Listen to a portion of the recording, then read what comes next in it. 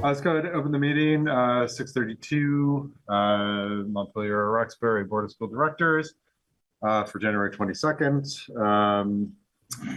Big night tonight. This is the night we are approving, hopefully approving the budget to send on to voters and also the warning. First order of business is public comment. Jim, could I make a request for a budget or a agenda amendment? Yes. To add a second public comment after the budget presentation, and then that way folks can hear the budget presentation and comment on what they see. Perfect. Yeah, no, I was yeah. Okay. I was just about to do that. Okay, good. Public comment is where I hear feedback from the public. It is a listening time for the board. Obviously, with the budget and some of the items on it, probably a lot you want to speak to. We don't respond in real time, although tonight, given that this is a discussion about the budget, we probably will, to some degree, do that. I do want to say there has been a lot of emails about the world language position. Principal Jason Gingold is going to give a presentation on that. It may answer a lot of your questions. We will have a second public comment after the budget presentation, after Principal Gingold's presentation. You may want to wait till then to make public comment, as a lot of questions may be answered. And I also know that I think there's a varying degree of accuracy to some of the information that has been circulated around that position. So that may clarify some of what you've been hearing about that position. So, but you obviously are free to talk on either public comment period. So with that, anyone in the room who would like to come up, and then we can go to our folks online. Just go ahead and yeah, and please introduce yourself by name, and then just lower it, or it's okay. Yeah, I think it's okay. It's picking up. They'll let you know. Yeah, okay. Bonsoir. My name is Sophie Sauvé, and I'm here to comment on the fiscal year 26 budget, specifically the proposed cuts to the world language programs. As a multilingual parent of 2 students currently in an MRPS system, I've been eager and waited for my children to have the opportunity to learn a second language. In fact, in 2013, together with other parents from our community, we asked that MRPS consider adding languages to the UAS curriculum, only to be told that there was not enough funding, that IT was a priority. Countries that prioritize language learning start teaching a second language in grades 3 and 4. Unfortunately, this opportunity is being missed yearly in Montpelier. Now, I'm dismayed that 12 years later, when one of my children has reached high school where there is a full program for world languages at MHS, that the school board is considering downgrading the program. Eliminating a 5th year and AP option in French or Spanish or any part of the current program weakens the program and will in turn weaken students' interest in pursuing languages at MHS. Cutting vital classes like La Cocina or the Crate Cart would also be a loss for our community as a whole, as flourishing programs that connect students to Montpelier and to learning beyond the classroom. What is the budget breakdown for MRPS for fiscal year 26? What we've had to review are broad program category budget numbers instead of a department by department breakdown of costs to explain increases and decreases in the budget. Where is the $32 million line-by-line budget of expenses and the backup information for the choices in the cuts made or being proposed? Where are the details about the addition of 260 hours for community liaison? If there is an increase of 12% of insurance premiums across the board, why does the line for superintendent and school board in excess of 13%? There should not be such broad questions when the community reviews a budget. Instead, the budget presentation should clearly highlight the tough choices being made in the next fiscal year. The school board needs to be transparent and recommit to their open communication with the community. What is the goal of cutting parts of the world languages program? Cuts this year that go unperceived to the community, then another cut next year? That little by little, the budget will strategically remove part of the program until there's nothing left to the program? In 2025, our community speaks boldly about equity and community caring. Our community needs to continue to resist the urge to make the easy decisions, to do the easy math when it comes to putting together its fiscal year 26 school budget. What is the impact to the academic achievement for all students with this budget? What will students gain from not having the full 5 levels of a language completed on their transcripts? The only real way to understand people from communities outside of our own is through language. Without, understanding another's language, we never fully understand another's culture, values, and people. Humor, emotion, connection, and belonging cannot simply be translated into English. I strongly advocate that you reconsider the proposed fiscal year 26 budget and continue to provide our students with the opportunity to not only learn another language, but to offer them the opportunity to be change makers in our increasingly insular society by not cutting any part of the world language program at MHS, but rather elevate it so that MRPS and MHS students can be global citizens that embrace diversity, inclusion, and belonging. Thanks.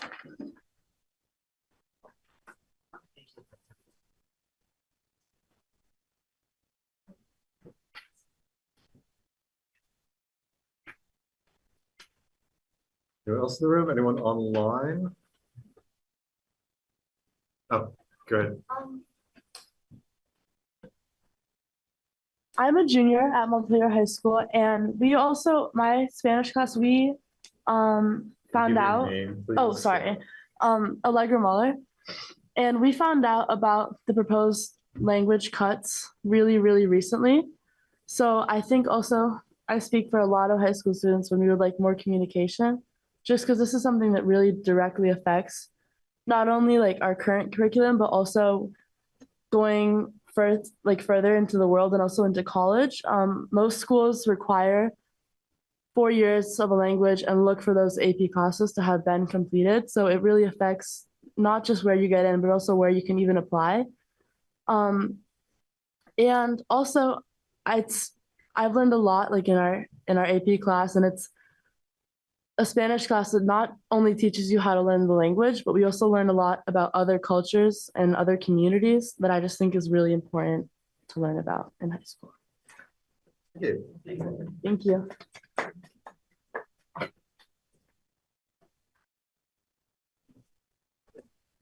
And then online? Oh, yeah.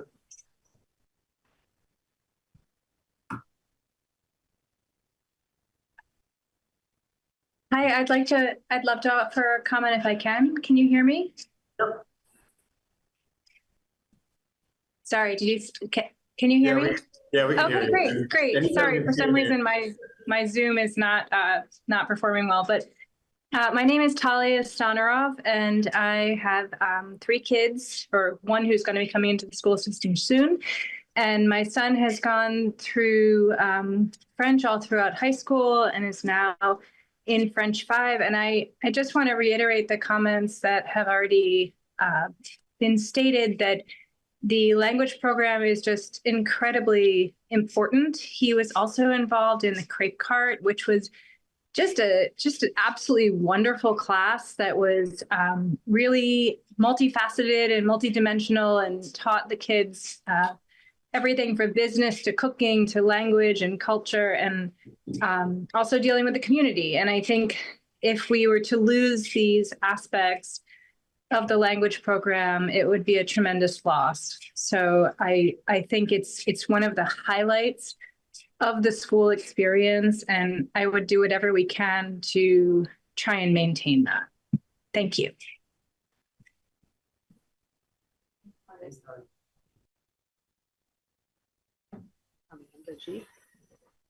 Amanda?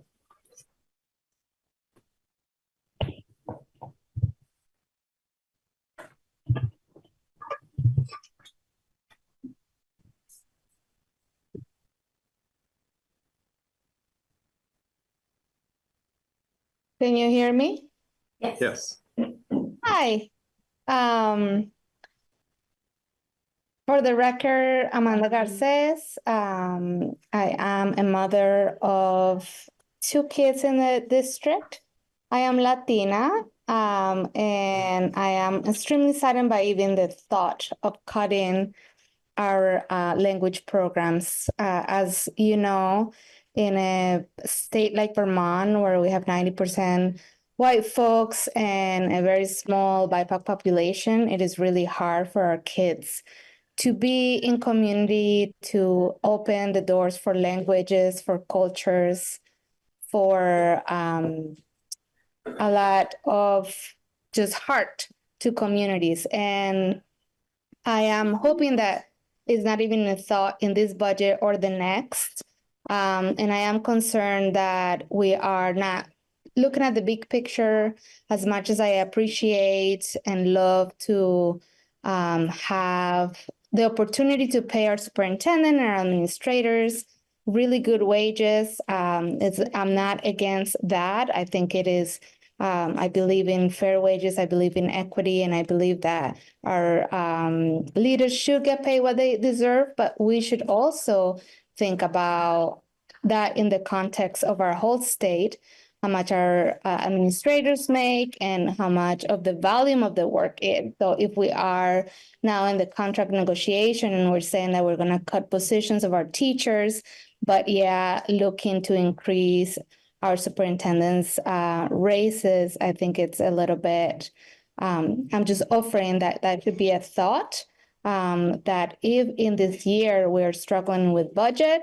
maybe we can take some hard thought about how we look at wages in terms of equity and not cut programs that are impacting all the students. I appreciate your work, and I really hope that you think about that and think about how much language opens the doors for our students, which is what we're here for. Thank you. Thank you, Amanda. Thank you.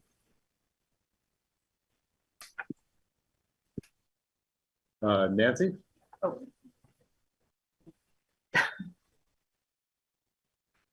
go ahead. Hello. Hello. Oh. I got a special notice. Can you hear me? Yep. Okay, thank you. Hi, Nancy Bruce. I wanted to express my very sincere gratitude for all the work that the board is doing right now, given so much that's going on financially, and I really thank you for your dedication and commitment to this really highly complex and very emotional process. What I want to speak to right now is I understand that you're going to be talking about the renewal of the superintendent's contract, but I just received from Vermont Digger that the governor is suggesting that the Vermont be reduced to 5 districts. So I'm curious what the board will do in consideration of this and in consideration of the conversation that you will be having in private session tonight. Thank you. Good. Thank you, Nancy. Thank you, Nancy.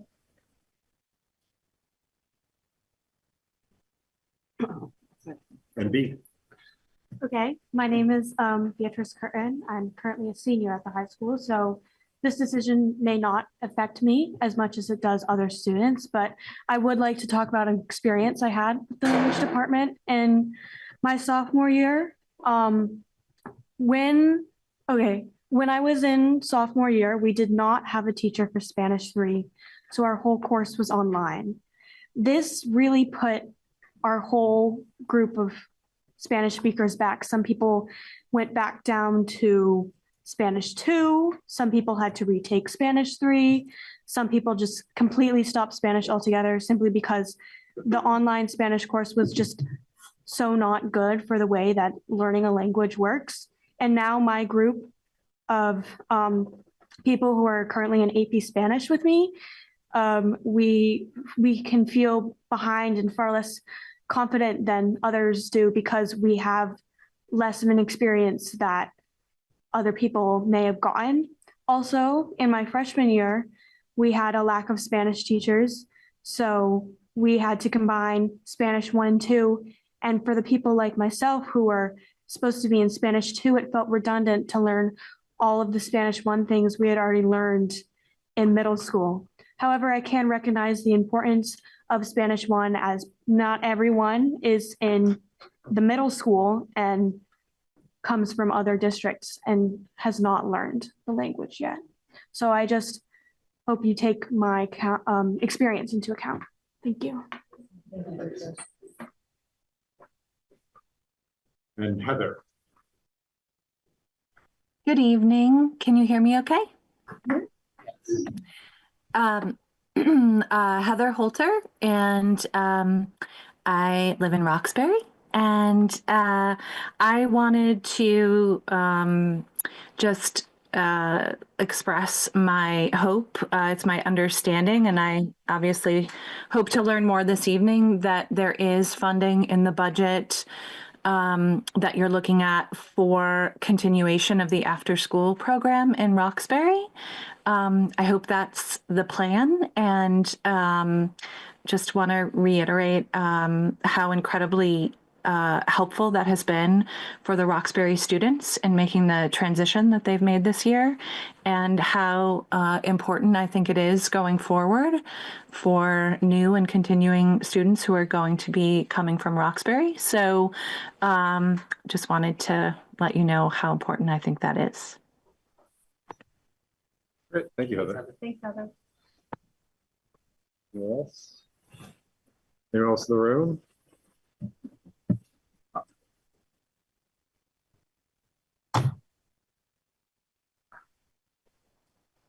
Hi, my name is Elisa González Revilla. Thank you all for your hard work. It's sorry to be coming in kind of at the last minute. Not to beat a dead horse, but I kind of feel like the 0.4 versus the 0.8 is just a little bit of a Band-Aid, and we're just going to find ourselves here either next year or the year after. And I really hope that's not the case. Not because, I'm Latin American and it's a big deal for me, but because just of where we are now, the world we're living in, we really need our kids to be culturally sensitive. And like Sophie said, language is a clear path to that. And I would like to reiterate what Amanda said, that just stepping back and looking at other opportunities. I'm not an expert. The salaries, the structures, but I really have to believe that there's another place to find an opportunity. And I understand what you've said about small class sizes, but then let's make it more appealing for them. Why do we have small class sizes? Thank you. Thanks.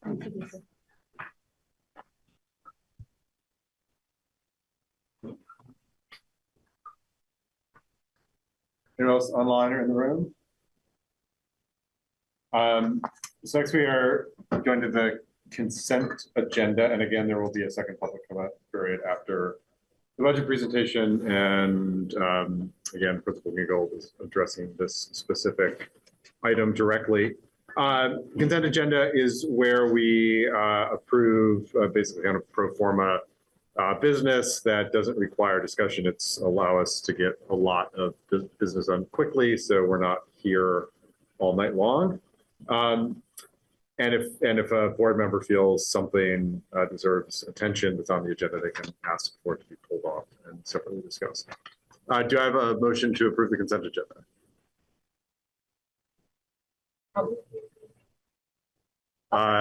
Second, any discussion or questions? All's in favor? Aye. Any opposed?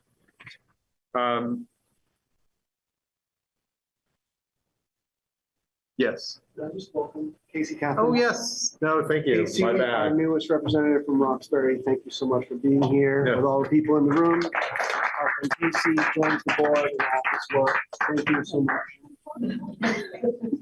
No, thank you, Rat. I have to admit, I sat down and I didn't even see you. You were, but yes. No, thank you, Rat. My bad. No. And thank you for stepping up. Brett has been representing Roxbury by himself very ably, I must say. But I'm sure we all are glad to have that second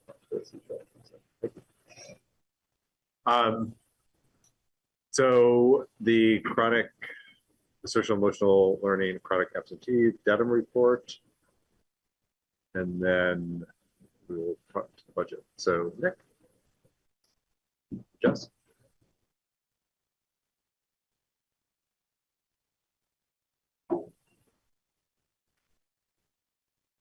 Hi, everyone. So yeah, as you received in the board packet, we have a little social emotional learning and chronic absenteeism data for you. We'll review it sort of at a higher level. And of course, if you have questions, as always, feel free to ask.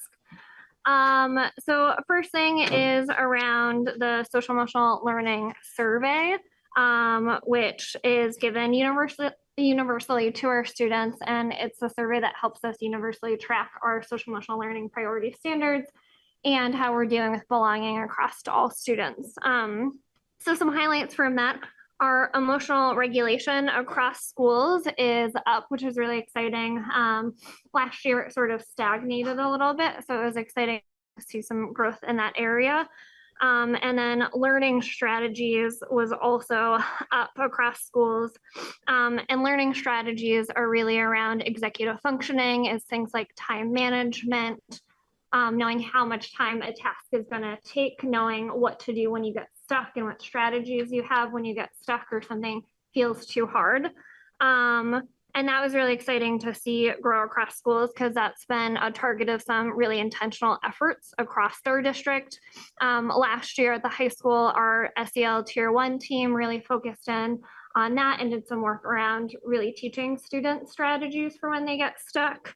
Our middle school, some of our grade level teachers have done intervention rounds specifically around learning strategies and executive functioning.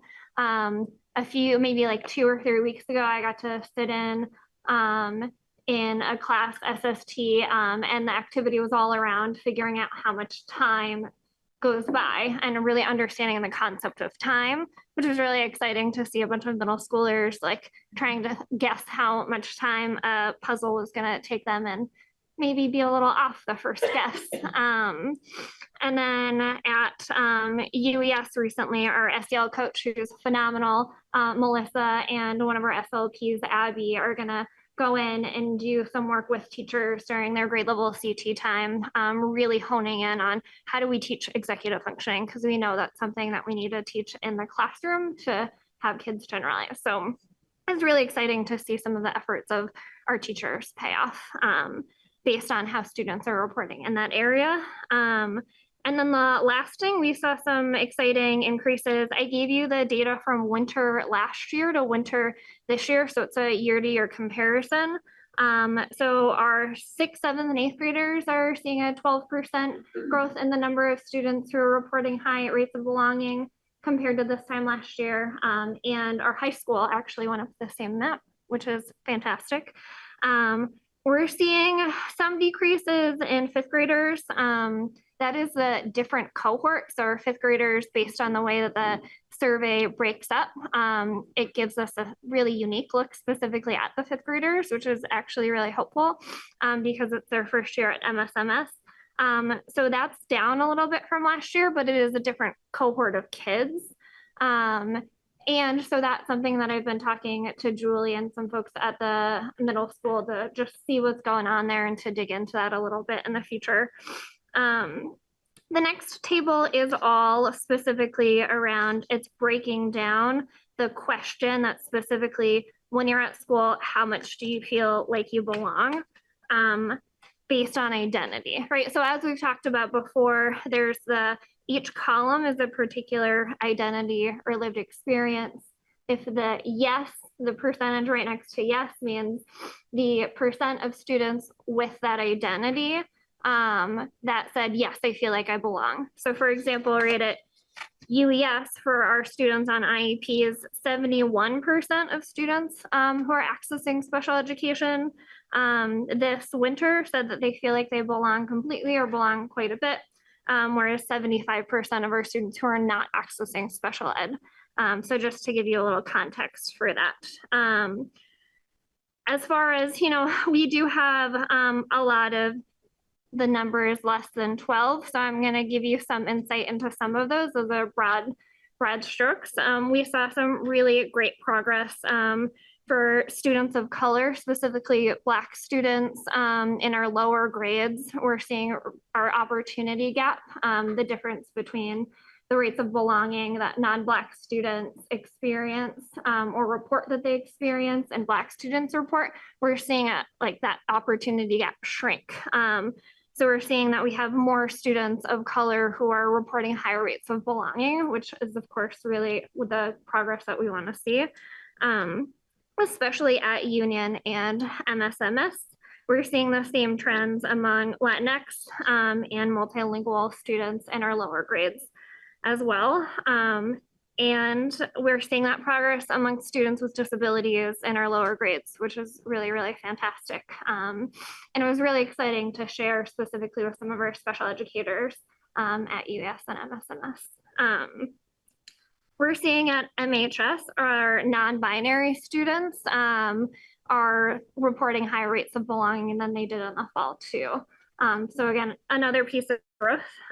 One thing that we're sort of figuring out and tackling specifically at the high school, students of color have continued to report lower levels of belonging here at the high school and lower levels of belonging than their non-Black peers. And that's true of students with disabilities at the high school too. So one of the things that we're working on as our SEL Tier 1 leadership team is we're actually gonna work with some wonderful folks named Gianni and Laura, who've been coming into the high school and doing some anti-racism and equity work. And they're specifically gonna work with our Tier 1 SEL team to dig into some of this data and thinking about what are the next steps here and how do we support different populations of students and belonging. Keep moving along. As far as behavior incidents that are reported are down at MSMS and MHS. UES has seen a slight increase when compared to this time last year. We're seeing that mostly in like the moderate and lower level behaviors are slightly increased, but we're seeing those more extreme behaviors, for lack of a better term, down from this time last year. So that's positive growth. And something that we're looking at and considering at UES right now, the highest behavior is defiance. So our SEL Tier 1 leadership team, I keep saying we have that team at each school, which is why I keep referring to them. They're the folks who come together, look at the SEL data, and then think about next steps. So that crew at UES is taking a look at the data and really thinking about what are some circle scripts we can push out to teachers, what are some resources, what are next steps to continue to tackle that and think about the trends that we want to see for our students. At this point, hazing, harassment, and bullying, as well as out-of-school suspension, continue to be very low compared to years past. And in an effort to ensure that our hazing, harassment, and bullying incidents remain low, we've been partnering and doing some proactive work with students and actually with some of these wonderful people back here as well. So we have a group of middle school students from the BIPOC space who are looking at creating a lesson for our younger students around Black identity and Black culture, and are gonna go to UES and teach them about Black culture and Black identity. We have our bystander or upstandard group. We had a group of middle schoolers last year who went into our elementary school and taught them how to stand up for bullying, how to safely sort of interrupt when things that are happening that they don't feel great about. That was an effort with some of our community members who came and then supported us on that work. So we're gonna continue that work and do that and smooth out some of the things that we realized we could improve and do that again for the second year, which is really exciting. And then Joe's back here, so I'm gonna call him out in a positive way. Our middle school is working with Joe around how to build in some of his healthy masculinity with some of our younger students as well. So partnering. So thank you, Joe. I appreciate that. So trying to proactively work through and thinking about how do we create healthy masculinity for some of our younger students as well. That is what I have for you today.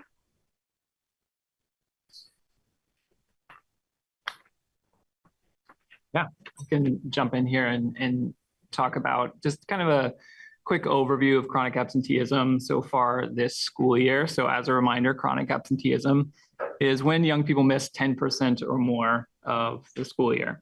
So at this point in the school year, it's about 9 days because we're close to, I think, 90 days of school that we've had this year. So to have missed 9 days of school this year is to be chronically absent.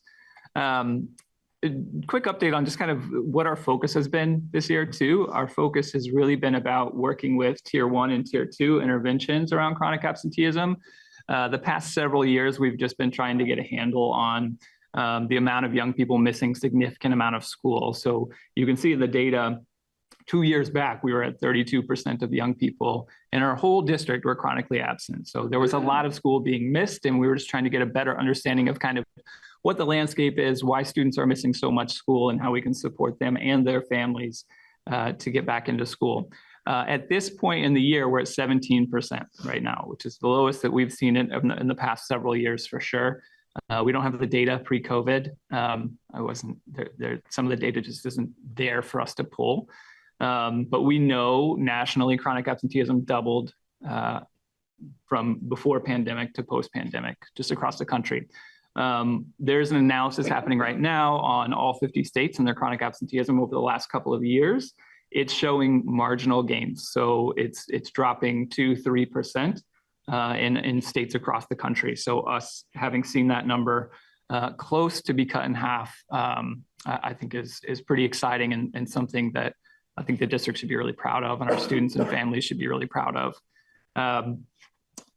One of the key parts here when we're talking about addressing chronic absenteeism that we continue to focus on is partnership over compliance, and I can't say that enough. A lot of folks are very familiar with truancy, court hearings. That tends to impact marginalized communities way more when we're talking about the courts and things like that. And so we know working with our students and families, we have much more impact when we're developing partnerships and relationships with our families. So a lot of the work this year was developing in the summer with some meals programs. A lot more home visits were happening this past summer where we were out meeting with students and families, really just having conversations about how are you feeling about the year ahead. Last year, we noticed you missed a lot of school. What can we do about it this year? So we're really starting to plant the seeds early and ensure that the year starts out really strong and consistently for our students. We've seen that have a lot of impact this year, which has felt really good. When you're at this point in the year and you have 70 students about that are considered to be at the tier 3 level, meaning they have missed such a significant amount of school that they're beyond the 18 days of missed school already that we've seen and that we would see as chronically absent for the whole year. So at this point in the year, it's really hard to kind of turn that back. So the investment really happens in the summer and in the fall is something that we've put a lot of energy into this year. The other note I would put out here before we jump into the data about chronic absenteeism and what some of the research is really starting to show is really what we call the ripple effect of chronic absenteeism.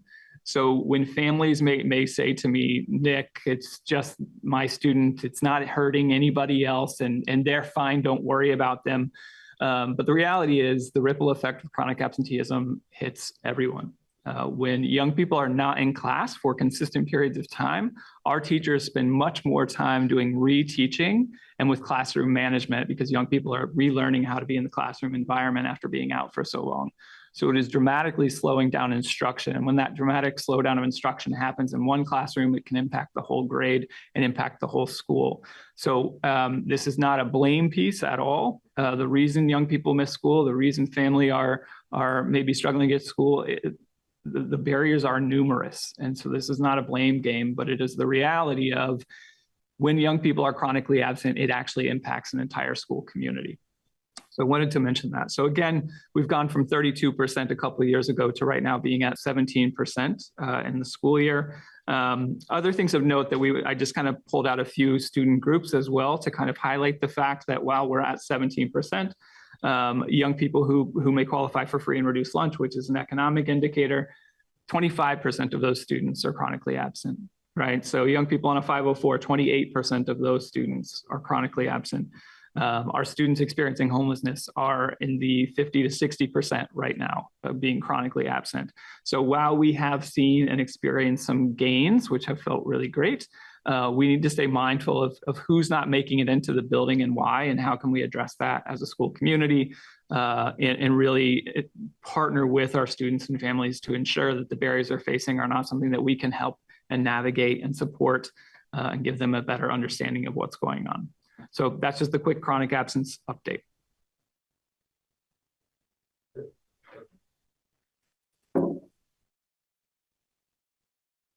Yeah. I just have one for Nick. I noticed in the report that you had the breakdown, as you just mentioned, by a number of different demographic groups, but I didn't see one for BIPOC students. Is there a discrepancy in? Yeah, there is. I pulled out just a few here. Yep. Our BIPOC students, it's about 25 to 30% are chronically absent. So it is a population absolutely that is overrepresented on the amount of students that are missing school at a significant rate. That has stayed true the past 3 years as well. We see that in the national trends. So it's absolutely a subgroup that we are constantly looking at and trying to find out what is a component here, as we are with many of these student subgroups. Mm-hmm. Okay. Yeah. Thanks. Yeah, thanks for that question. Other questions, comments? Yeah, Mira? Okay. Like anecdotally from being at the high school when the SEL surveys are being given, my experience is that people I know at least don't take the surveys super seriously. I'm sure you know that. So just like given that, I'm curious if you're finding that the data from that survey is like connected with other trends and things like rates of proficiency or like the reported behavior incidents, so we can see if that data is actually like reflecting what we're measuring. Yeah, sorry. Yeah, no, thank you for bringing that question. And that's something that Nick and I have actually been thinking a lot about, and thinking about how do we create this cross-section of data that's based in SEL and academics and engagement, chronic absenteeism, because there is a connection between sense of belonging and academic achievement. We know when students have rates of belonging that are higher, they're going to achieve more. So yeah, that is something that we're thinking a lot about. Nick is doing a lot of thinking about that, and I'm telling him what I think should come out of that. So thank you. Yeah, I mean, I could share.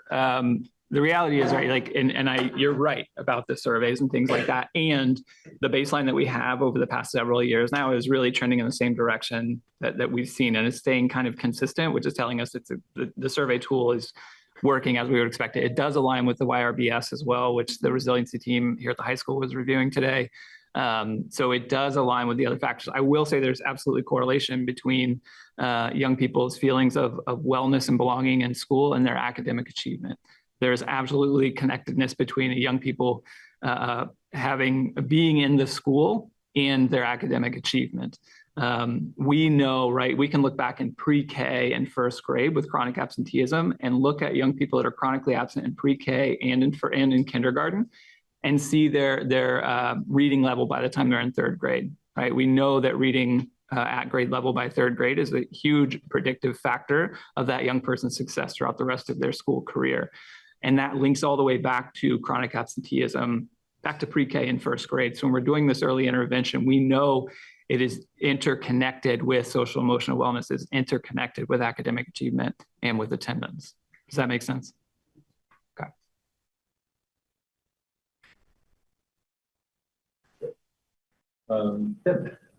Not necessarily germane to this, but are you seeing any data coming out of schools like Harwood that have banned cell phones to determine whether or not trends in those schools are improving, if that is causing any improvements in the social emotional space? Might be too early, but just curious what you might be thinking on that. Yeah, I mean, I haven't seen any specific data from Vermont schools, but have been following sort of that national trend around cell phone banning. And a lot of what I've read said that it actually helps to regulate students, particularly some of our older students, right, who are sort of constantly connected. And through having your cell phone on you over and over again, it's this sort of constant feeling of what am I missing out on? What's happening?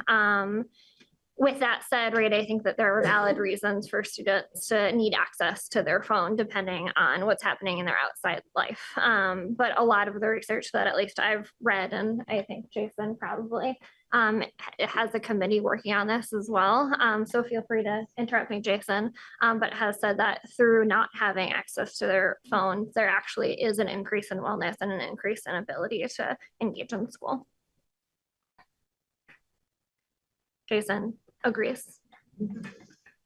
But yeah, I am really excited and curious to look at the more local data as we get further from when bans have happened and taken place to look at. From those schools, or is it really just all too early? Yeah, I think it's just too early. Thank you. And is there any reason to believe that data is different? Sure. I don't have a good reason. Open to other people's thoughts around that. But it's nice to have, it's nice to see neighboring districts go through that and learning from their process and what the impacts have had. Yeah, Justin, I really appreciate the work that you do as a scientist. Having data is important to me, and so I appreciate the presentation. I'm curious. Nick, you gave a great example of how the work that you do can directly be tied to the student experience, right, in the classroom. I think you talked about, like, if there's more absenteeism, teachers have to reteach, right? That impacts the entire class. And so I'm wondering if either of you can give more examples of how your work can be directly tied to the student experience, direct instruction in the class. I've heard from members of the community that the question of, like, why are we spending our money on this when we could be spending our money on that? And I hate those kinds of comments. Yeah. And so I would love to have examples to point to of, like, this is why it's important, because it affects everybody. Yeah, I can certainly speak to the work of, like, the community liaison position. And one thing I would be really clear about with the work that I'm able to do and that I get to do in our district is centering the voices of students and families that are not traditionally centered. I spend more time, and I say this a lot, I spend more time in living rooms than I do in classrooms, and that's real. Part of the reason for that is that there are so many young people not coming to school, and you can see from the data who those students are that are not coming to school. Oftentimes it's students that may have marginalized identities. We have to do a better job as a school and as a district to understand their experience and bring that back to Libby, bring that back to you all, to center their voice in decision-making.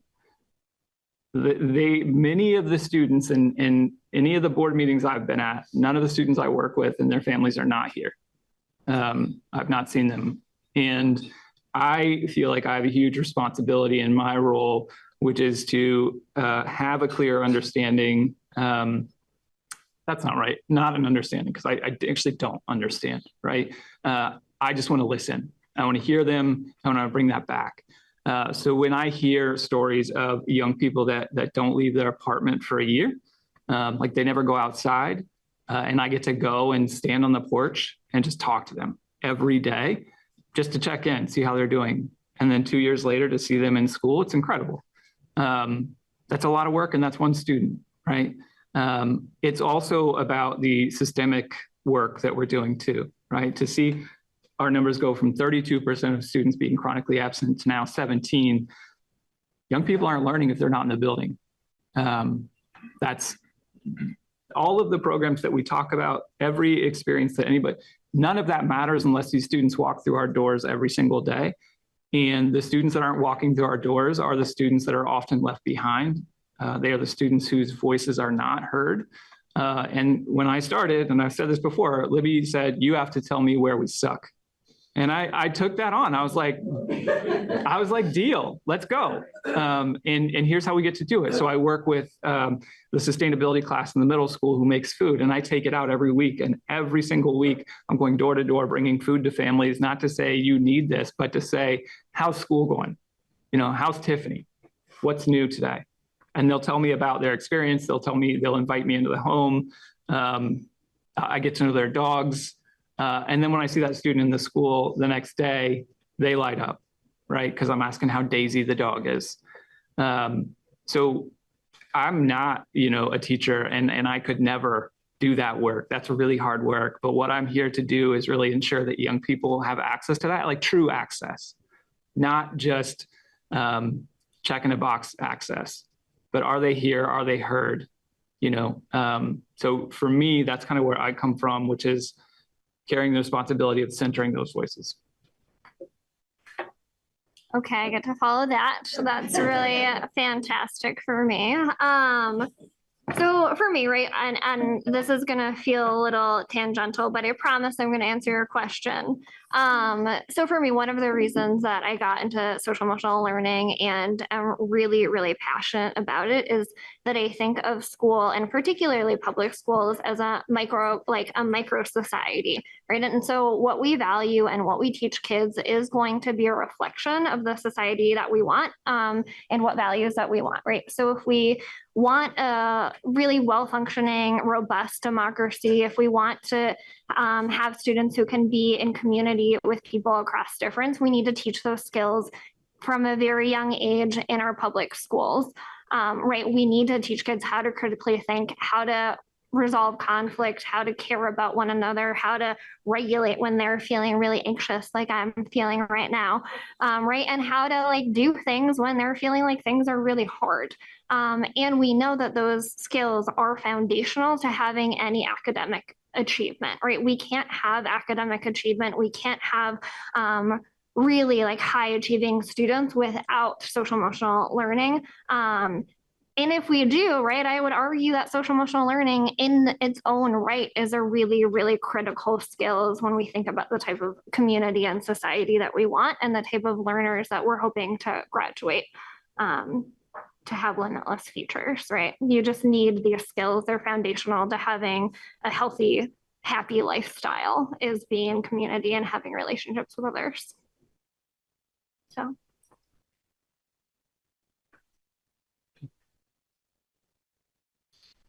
Other questions or comments? Well, as always, thank you so much for both your work and the presentation. It's super helpful. Yeah, thanks. Yeah, you're both doing amazing stuff. Yes.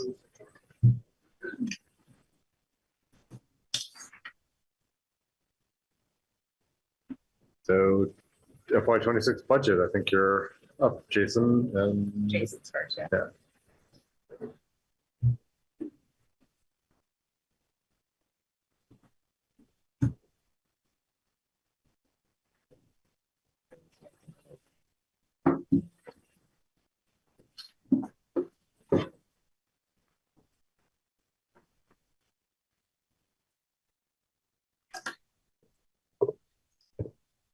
Me?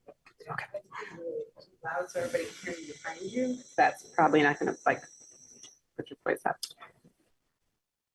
Good evening, everybody. Nice to see you all. I don't really come up here very often, so I'm going to say a few words first before we get to the slides. Hope that's okay. Joe, you good? You can hear me? Yes. Okay. Should MHS offer world language programming? Absolutely. Despite tonight's outcome, MHS will continue to provide high-quality world language programming. Of course we will. Tonight's discussion isn't about whether or not to offer languages. It's about aligning with board policy. Michelle Braun, a former MRPS board member, said it best. MHS wants to be Hogwarts, meaning we should offer our students all the best possible programming. And why and who would not want to do that? MHS is a relatively small high school. We deliver excellent education, and it comes with making hard decisions. Who knows what next year will bring until we review Secretary of Education Sanders' education platform, which came out this afternoon, and or Governor Scott's address, which comes out next week. And discussions about MHS and our low class sizes sometimes become contentious during budget season. Last year, this debate was about science. This year, it's about world language. And next year, it'll be about something else.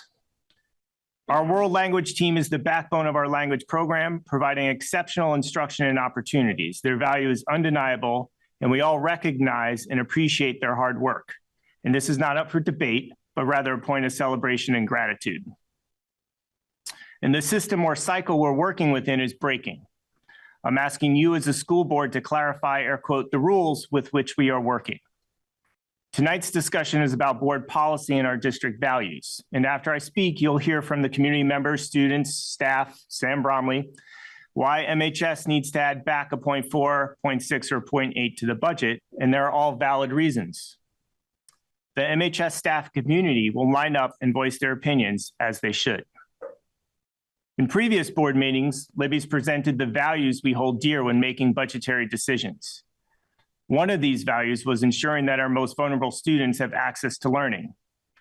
And throughout this conversation regarding world language the past couple weeks, I've heard rumblings about the community liaison and SEL wellness positions. And these positions help students enter the door to engage in MHS learning opportunities. Their importance should not be included in tonight's question. Tonight's question is whether we want to adhere to the board's policy about class size and use attrition to get closer to it. It's not about our responsibility to uphold values or supporting our most vulnerable families or even the importance of the world language program. This is not an either or debate. It's a polarity and both are true. One of my roles is adhering to board policy. When we are out of compliance, we must address it. However, the ultimate decision on policy adherence and budget allocation, which is a significant responsibility, lies with you, the school board. Your choice shapes the future of MHS and the opportunities we can provide to our students. As the principal at MHS, I fully recognize the stress that any mention of reduction in force causes faculty and some in the community. The changing education landscape is a conversation that we'll be having for some years to come and should be based on what we know about enrollment, policy, and community values. And it is very clear that MHS and the Montpelier-Roxbury community value the world language program. I'm sorry that the conversation regarding class size and board policy causes undue stress, anxiety, and disagreement in our building. I apologize to Joe, Colleen, and Brigitte for any communication differences this has caused between us. And regardless of tonight's outcome, it's crucial for me to know how we will continue to work together in the future. And I respect your attention and participation in this critical discussion. If you feel your trust in me has been broken, I look forward to rebuilding that relationship with you. Regardless of what I show you for numbers, I respect and acknowledge that the final decision lies with you as a board. Your decision whether to adhere or to ignore class sizes in the board policy will shape our budget, and both decisions can be worked into this budget. The cost is not outrageous in the grand scheme of next year's budget. And regardless of the FT amount that gets put back in or not, we will rehire and move forward. And as we navigate these challenges, I want to reassure you that we are committed to the future of MHS and will likely find ourselves back here again next year. And how we begin these conversations will be critical as a model moving forward. And I'm confident in our ability to navigate these challenges and ensure the continued success of MHS. Slides, please, Libby.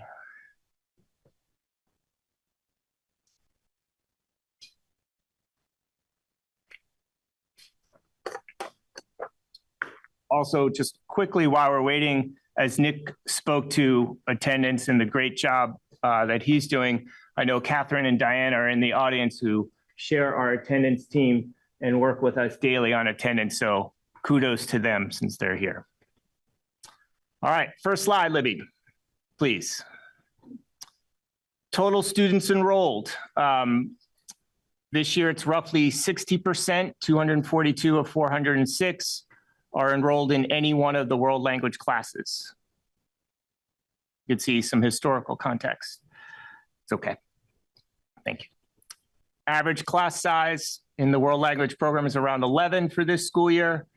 And to remind you, the board policy 18 is minimum, ideal is 20, maximum is 25. World language Spanish 1 enrollment. So pre-COVID, there were some numbers there, 7 and 8. Then we hit the COVID years with low enrollment, a bounce up. And my screen picture there, 24, 25 is 7. We have 7 enrolled in Spanish 1 this year. Thank you, Libby. If we had a 0.8, these are the sections of classes that we would offer. You can see Spanish 5 and AP still there, as are the 2 cooking classes. Spanish 1's there, and our best guess number of sections based upon enrollment that we have this year. And I can't project what Spanish 1 would be at this time. If we drop to a 0.4, you could see the same classes, the difference being that Le Bon Crêpe and La Cocina might have to alternate years, as that's where it starts to get tight. I think that's the last slide. This is the first year of La Cocina, so we haven't had that opportunity. The 2 differences are the alternating years of you wouldn't be able to offer both of those the same year, which my understanding was not the original intent. And classes will be bigger. Possibly, sure. Possibly. If You could collapse sections you could, yeah. potentially, depending on enrollment. Have kids chosen yet? Right.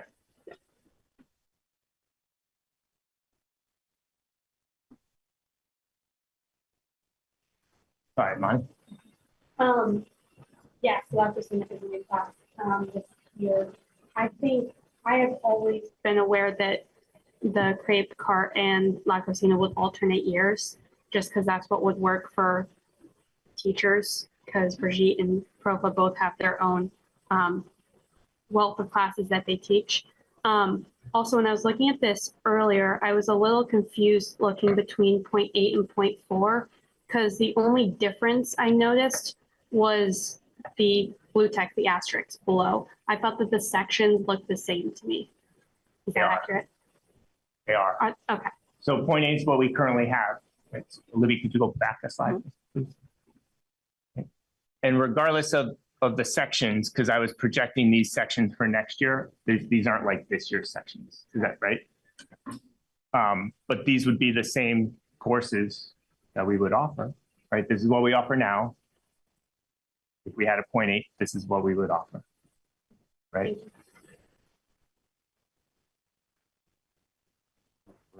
And then back to the pre-enrollment, pre-COVID enrollment, where 1920 was 7, 2021 was 8. That's Spanish 1 when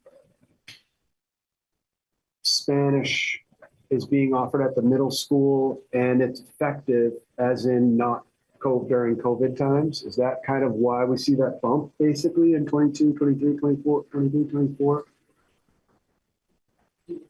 Also, Yeah. we have our wonderful middle school world language teachers in the crowd, so I'm sure the 2 of them will correct me, but Spanish 1 and French 1 are taught in the 8th grade, correct?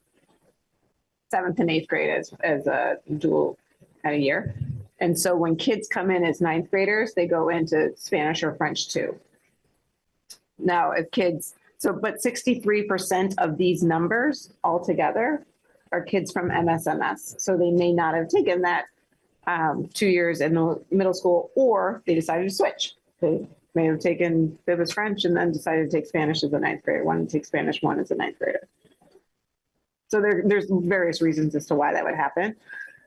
The other percentage of kids come from all around the country, or they've moved to Vermont and, it's a different system, or, it's a very small number of kids that impacts them.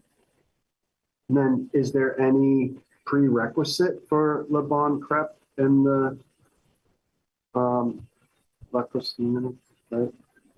You don't have to have Spanish 1 to be in those classes. Those are available for everyone, regardless of whether you're going to stay in 4 years of Spanish or French or not. Yeah, the teachers differentiate it based on what the language knowledge is, my understanding.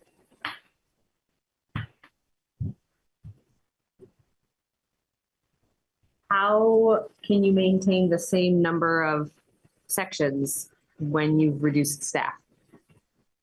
So the things that would drop would be the alternating, right? And so Oh, you have to count up the total number of sections. And with a 0.4, you get 12 total sections. Got it. Instead of 13. Got it. Okay.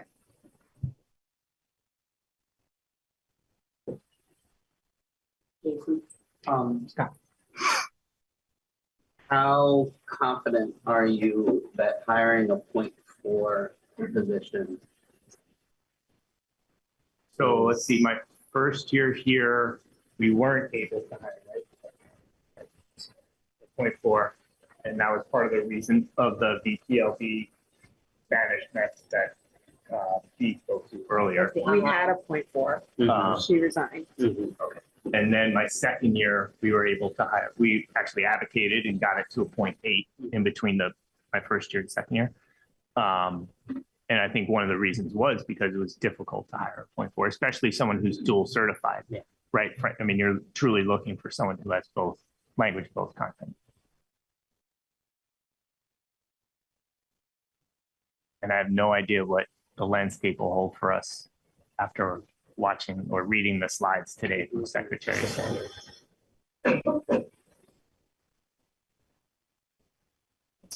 Tim.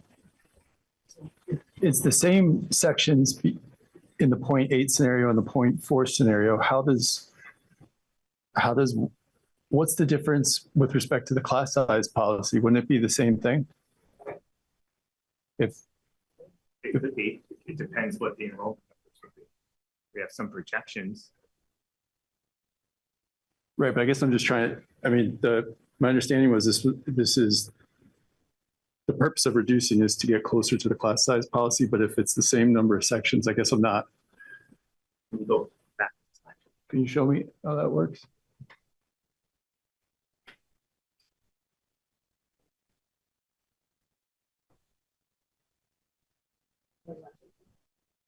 That's fine. Thank you. So can you ask your question again? So if the 0.4 and the 0.8 have the same number of classes, and we're going to have the same number of students theoretically. The difference between the 0.4 and 8 is that you would probably drop La Bon Crepe or La Cocina, right, as alternating sections. If you go to 0.8, you can have them both at the same time. That's what we're currently running.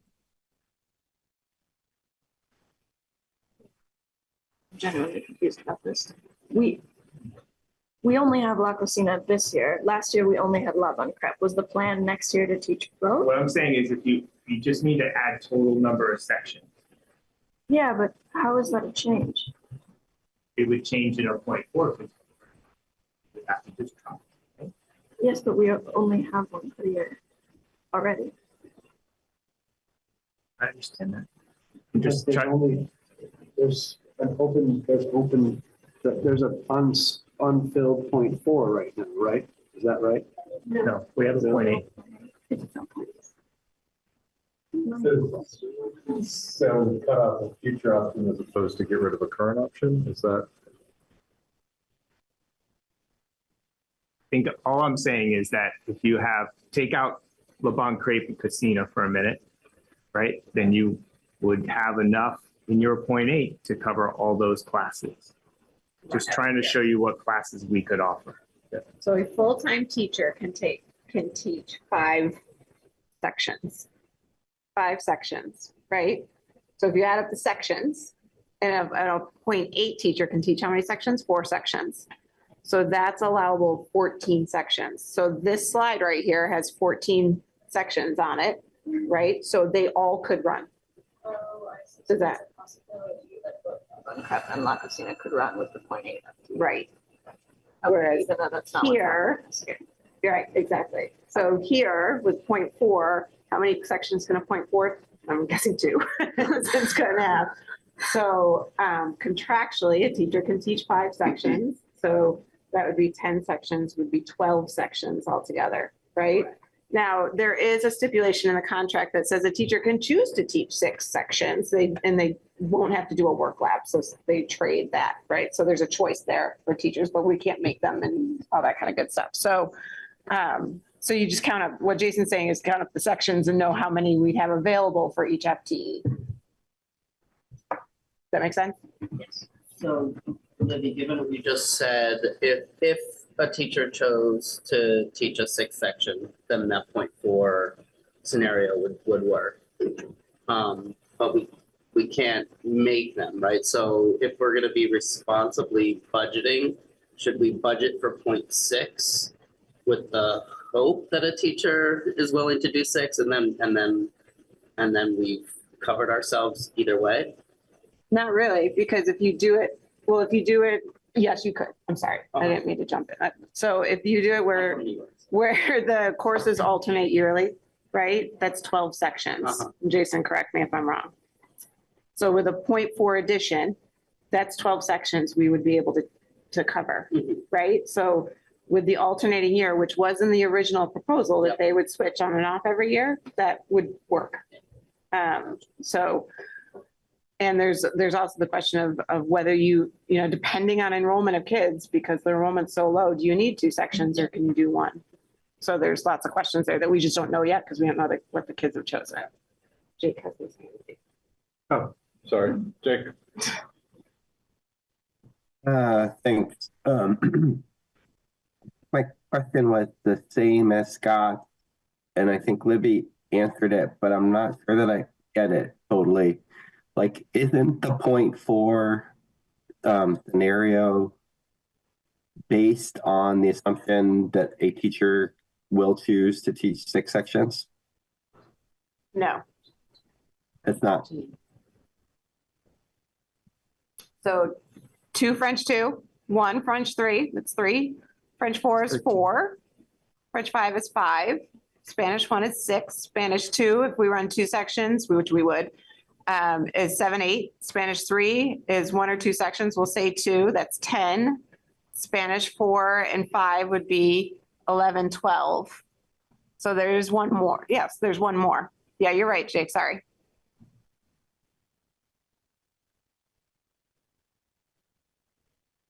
If we need to run 2 sections of Spanish. If we need to, well, we will need to run 2 sections of Spanish too. The Spanish 3 is the question. I see. But that would be a pretty large class. Right now, with the numbers we have and not knowing the retention rate of them. 1 section of Spanish 3. We don't know if that's possible. We don't know, based on the kids.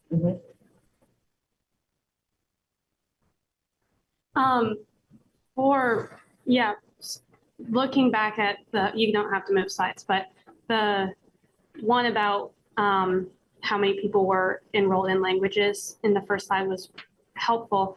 I do want to say that right now, Profa can correct me if I'm wrong, but there are 43 students in Spanish 2. So to have, which is good for class size, to have 1 Spanish 3 class, 19 students wouldn't be able to take that class. So I think it's really important to have 2 Spanish 2 classes. Okay. Spanish 2 classes, that's not, we know that. Spanish 3. We have to have 2 Spanish 3 classes. If all 42 students are saying. Or if all 43 students continue. Yeah, you have 2 sections. Yep. Do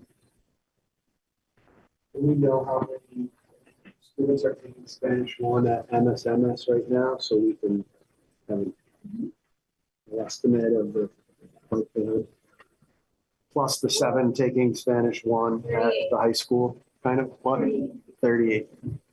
Yeah. Spanish 2 will always have 2 sections, and probably French 2 will always have 2 sections. I know some people have reported that colleges need 4 years of language. It's 2 years of language that many colleges look for. I think it depends on what you decide to major in, how many years of language you need. So I think that's all dependent on where you go to school and what you're thinking of studying.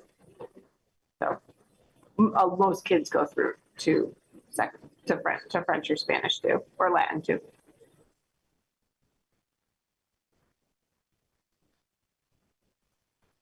So what's the backup plan if we couldn't hire a 0.4?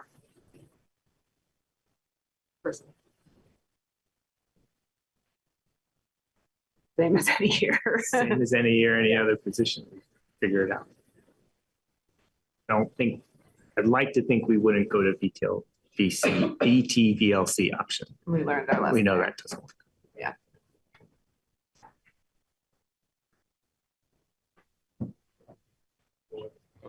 The takeaway is that it's easier to hire someone for a 0.8 FTE than for a 0.4 I'd say it's FTE. usually easier to find someone as a full position than a part-time position, yes.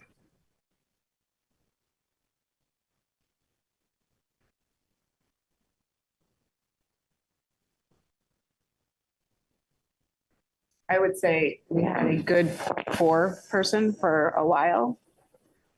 And they looked down. And it was hard to find a 8 person. So I think it's hit or miss depending on what people are. You really, I don't know if there's a rhyme or reason to it. I think we like to say there is, but when we're looking at this particular instance, I'm not sure. Because you're talking about a pretty specific area of knowledge. Yeah, I know that people have varying reasons of working part-time and how much they want to work part-time. The impact of the 0.4 option on our exchange programs? Would there be one? Right now, Brigitte in charge of our exchange programs. So it depends, but I don't know if that's correlated or not. Oh. It doesn't impact Any resources in terms of time or management or anything like that. Okay.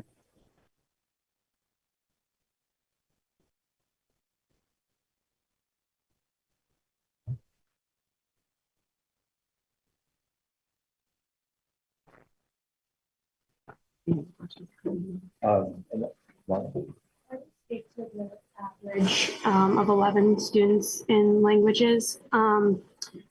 When I read from the class size policy, it says that offering a full range of diverse and challenging offerings to students may at times mean that advanced, specialized, or new classes have enrollments below the minimum average.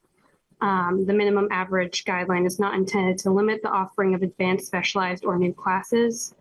And I would like to reiterate that I think it's important to acknowledge that, first of all, La Cucina is a new class, and I believe it falls under the specialty category as well. And obviously French 5 and AP Spanish are upper level classes. And I would say that Spanish 1 reasonably could be a specialty class because I think it really does support the most vulnerable students at this school, being students that transfer or had, for whatever reason, didn't have success in the middle school learning their language. And I think that the class, the class size is a really interesting thing when you look at how many students start in Spanish 2 or French 2. And naturally, if there are 43 students in Spanish 2, you're not going to have 43 students in AP Spanish because not everyone is going to continue through every level, or some people might be taking 2 languages and they can't continue doing that. And I think that before we adjusted to a 0.4 cut, there was a lot of worry with what actual classes were going to be cut. And I just would like to consider that it's expected that class sizes will be smaller for some of these classes that we're looking at. And hopefully over the next few years, when I am long gone, there will be a much bigger increase in class sizes for all languages, because hopefully we won't have just had a new pandemic and COVID won't be a big factor. I think it's really hard to look back at a 4-year stretch and understand why class sizes are the way they are without seeing all these asterisks like, oh, this online course that was a really awful experience for both students and teachers, and then COVID and all these other things that really impacted class size numbers. Yeah, I just want to reiterate that it was never the intent of Jason or myself to eliminate the higher level classes. That was a misnomer that got in the community, and I'm not sure how. But that was never the intent. That was never, ever even considered or thought about for us until people started telling us we were going to do it. So it was a surprise for us that was even out there, because it just wasn't part of our conversation. Why would we do that? You know, so there's been some narratives in the community that have spread that just were never part of the intent of this. The intent was to, as we stated 3 board meetings ago, that if we have an opportunity to take advantage of attrition to come into line with class size policy, then we could take advantage of attrition to come in line with class size policy. And that was really it. And it happens to coincide with the same time as budget, because you all need to decide on a budget, right? And it is a budgetary matter.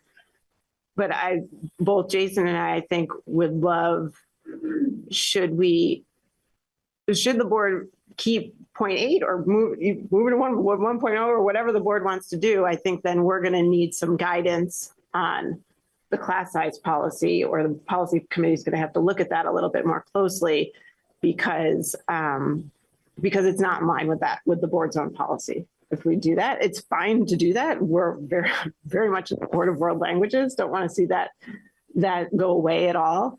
And at the same time, our class sizes are really low there. So there's a disconnect that we'll need some clarity on, because if it's not world language this year, what it could be PE next year, and we'll have the same conversation next year around how important it is for wellness. And, and yeah, we agree. That is something we agree on. So when it's all important, it's really hard to make these decisions. And we have rules written that we're trying to abide by, or trying to get closer to.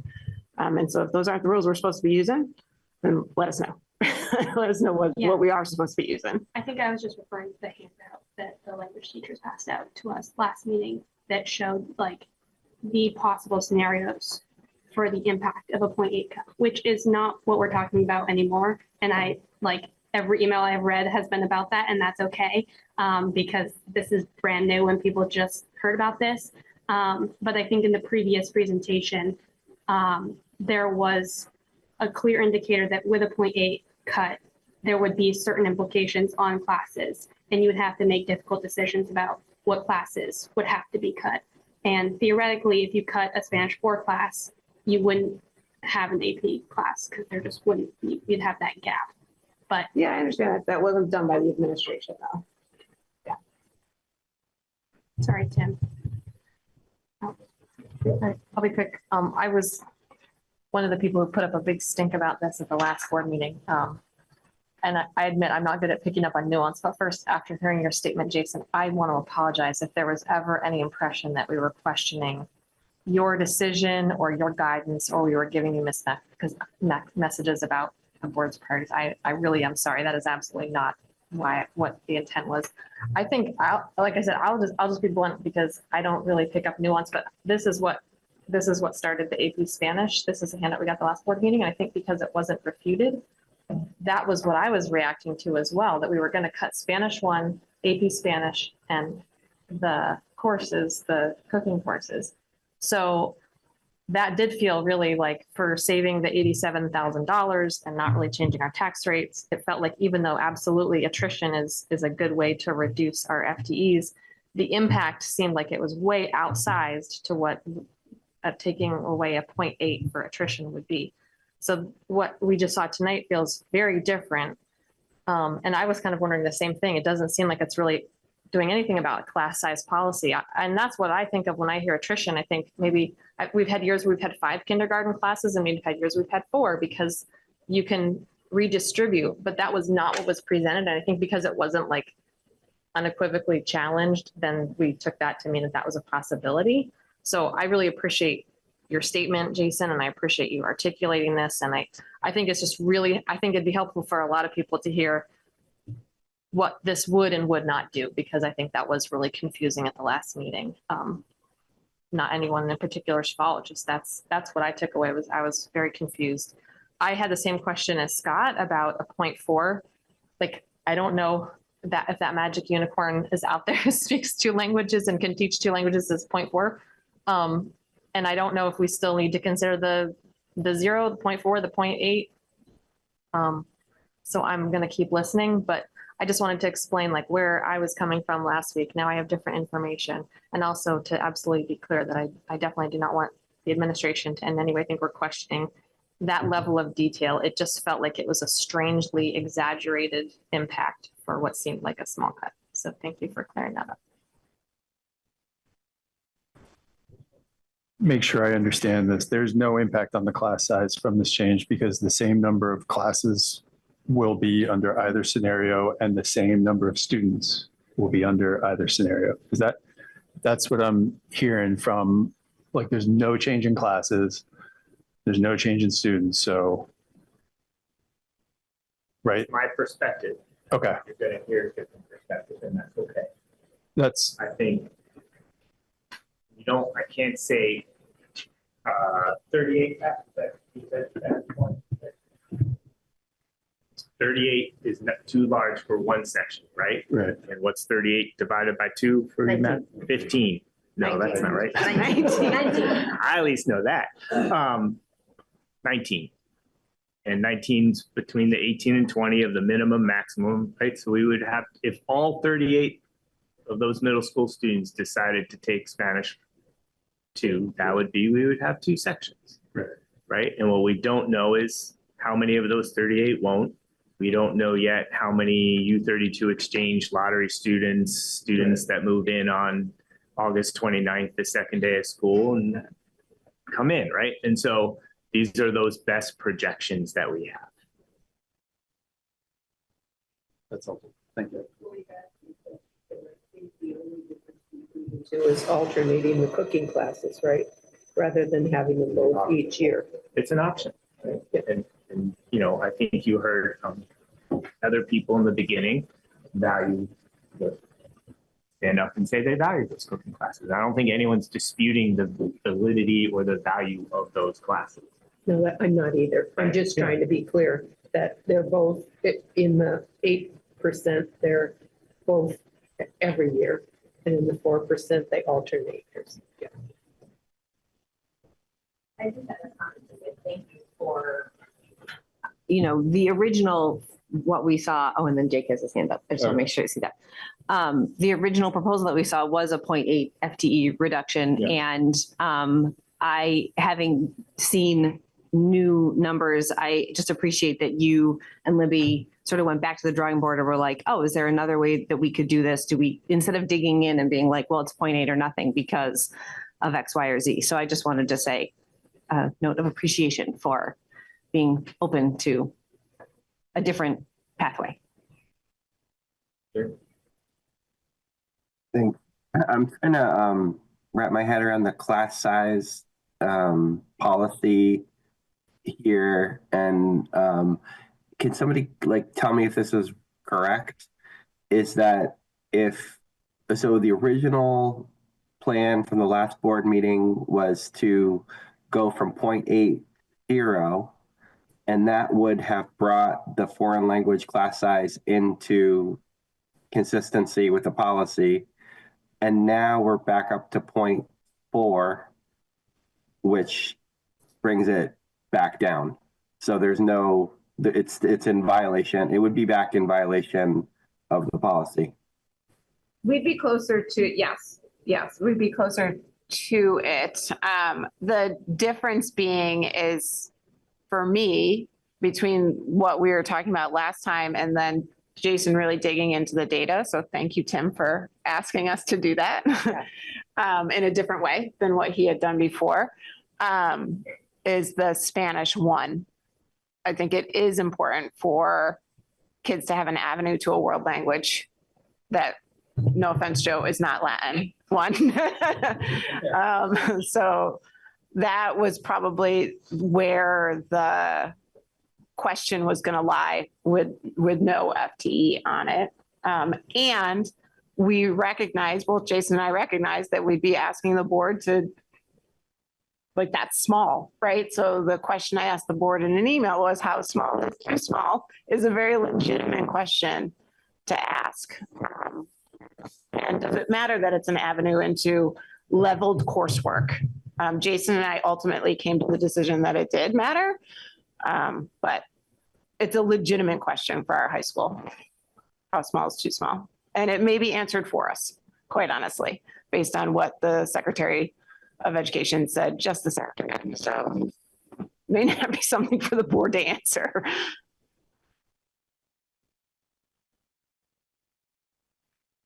Scott? Yeah. Lydia, I appreciate that last comment, especially given the demographics that we're looking at. Right, this is a conversation that we're going to have repeatedly.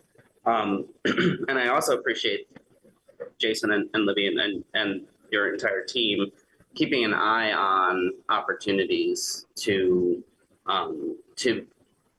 make cuts to the budget that may not impact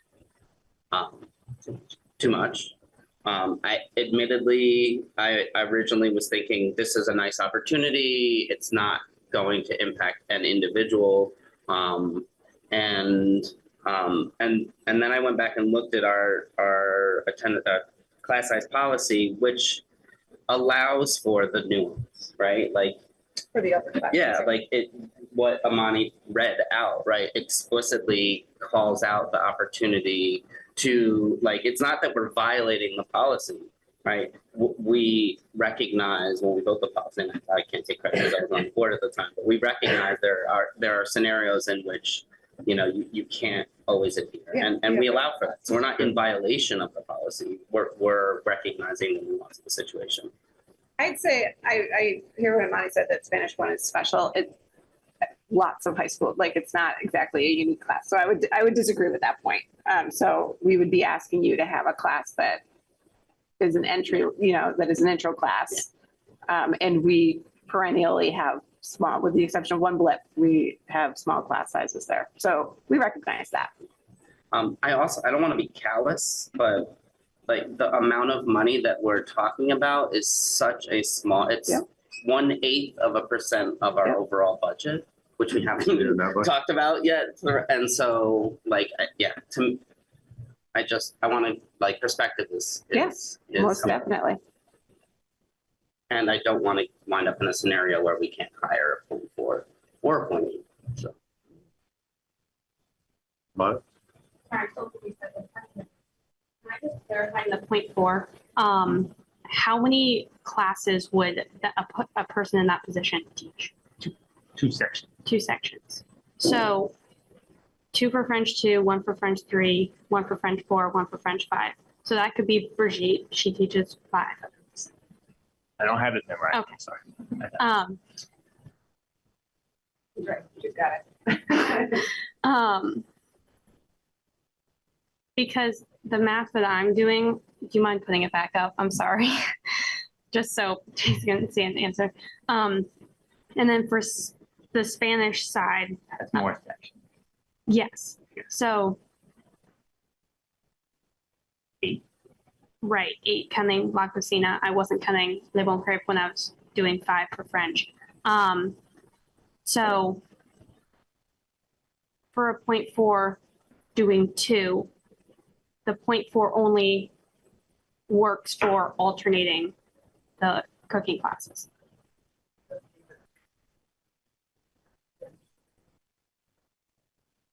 No, we'd have to, it would be a 6th class for one of our teachers. Right. Okay, thank you. One of the cooking classes would be a 6th class out of that in place of 4 class. And that might not work depending on the teacher's schedule and availability. Or it could say 2.6.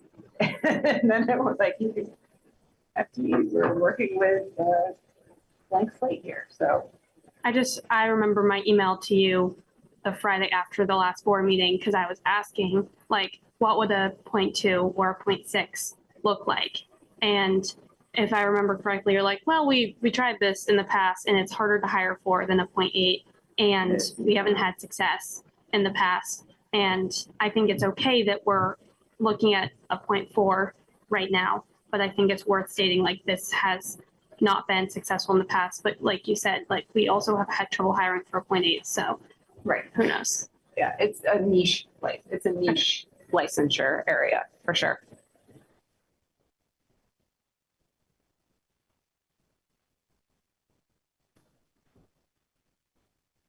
So I think yeah, I was just gonna ask, I think the value of this was to give us the context to move into the budget conversation. Is that right? Yeah. You ready for that? Thanks, Dave. I just really appreciated hearing from so many graduates of MHS and all the wonderful experiences that they had in the world language program. Like, we don't get a ton of opportunities to see all the good stuff. We just don't, which is unfortunate, but there were a lot of kids that had great things to say about their experience, and they've gone on to do great things. And any thought that I think any of us undervalued all of what that program has to offer is maybe unfortunate, I guess. Yeah, no, I would echo that. I mean, I think everyone on the board definitely supports world language. I think if we had unlimited funds, I would love to add a few. I think, you know, French, Spanish, and Latin, they're great, but, you know, Mandarin is of increasing importance. German is great. With our current administration, Russian might not be bad to have either. Get political games. I'm not being political, I'm being factual. So, yeah, this is not a conversation about the value of world language. This is a conversation about, you know, where we can be fiscally responsible without impacting programming. And I'm also just, I think maybe a hint for future presentations on cuts, because I think you did a great job. But I think one of the things here is that the narrative got ahead of the administration. And I think if you had come in with this presentation the last meeting, it would have maybe tamped down some wheels that got spinning. Most definitely. Yes. All right, Christina, we ready? We're ready. Good evening. Okay, you've seen some of these slides before. We're going to flip through some of them very quickly because you've seen them. Just as a, you know, we've alluded to it a couple times tonight, but the Secretary of Education did speak in a joint session this afternoon to give hints of the governor's address. And one major aspect of it was moving to a foundation formula, which is very different than what we do right now. It's kind of the opposite of how education is financed right now, as well as making our state of Vermont, instead of 56 districts, 55 districts in the state of Vermont. So by FY29 as the timeline, which is right around the corner. So who knows how that's going to happen? And we're not going to really react to it now, but just as a reminder that things are in a lot of flux right now. In addition, she talked about class size and school size in that presentation today. So we'll be right back here, most likely when bills are drafted and that kind of thing. So what's on this slide right here for resources is for fiscal year 26. And I think fiscal year 26 alone right now. Just a reminder of the priorities from how we were thinking about this budget. We've talked about those before, and we'll go to where we are right now. Christina. All right. So in this draft, the education spending is set at 7.9%. That's a 0.16% increase from the previous draft that I showed you 2 weeks ago. The administration in this draft added back in a 0.4 FTE into the world language department. We received information on our EEE grant, and that came in a little less than what I had put in as a placeholder. The fourth version of the equalized pupils came out, and it increased our numbers by 5.55, so that helped us out. And so with these new factors in place, Montpelier would see a decrease of 3.16%, and Roxbury would see a decrease of 6.17%. We all hope so, Tim. I believe the agency wants it to be the final version, Okay. but I'm not sure. There's still some scuttlebutt between business managers, so. Got it. You can go on to the next slide. All right, so the expenses by program, the only program that was affected with these changes in this draft is the general education. So the reduction in force went from 0.8 to 0.4. So that's the only change here. Christina, I'm wondering if you, because it was brought up in a letter and it was in an email and it was brought up tonight in public comment around that school board superintendent line explaining the added early retirement incentives for the public. Sure. So last year during the budget process, the board and superintendent offered some early retirement incentives and as a way of saving money long-term. So we had 2 folks take advantage of those, and that's where it's budgeted now. So we have a payout for, I'd have to look at each agreement. It's a certain dollar amount over a certain amount of years. Is there a reason that it's put in that line item and rather than like General education. general education? Just to track it separately, to pull it out from regular salaries. Okay. And it's a board offered agreement in the collective bargaining agreement. Oh, yeah. So. That's a good point. Okay. Okay, expenses by category. The changes here are in salary and benefits for that 0.4 FTE that I added back in. Next slide. On the revenues, the 2 revenue lines that have changed are the education spending grant. So that went up because we added to our budget. The EEE grant, which is about 25 lines down, decreased by $3,746. The next slide is the estimated tax impact in both towns. So you can just take a breeze over that and see that with the factors in place currently, including the yield, the dollar yield, you'd see a decrease in taxes. And just a reminder that the dollar yield is not final until set into law in late May, early June. So that's the factor, that's the final factor that's why it says estimate. We could never give an exact number at this point in time. The non-residential tax rate, nothing has changed on this slide. I just wanted to keep it in there. The capital plan, I haven't made any changes to that.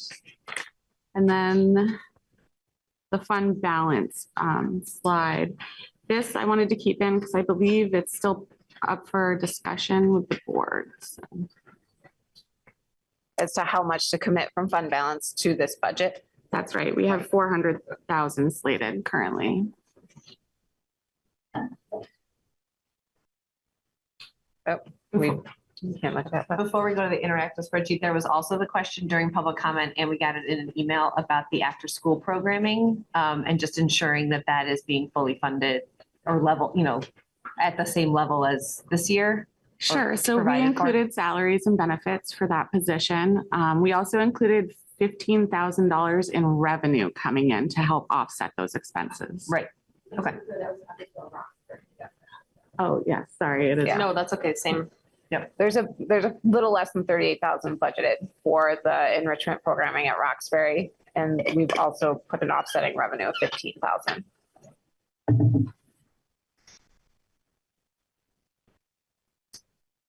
Would the board like to see the interactive spreadsheet? You've seen these numbers quite a bit at this point.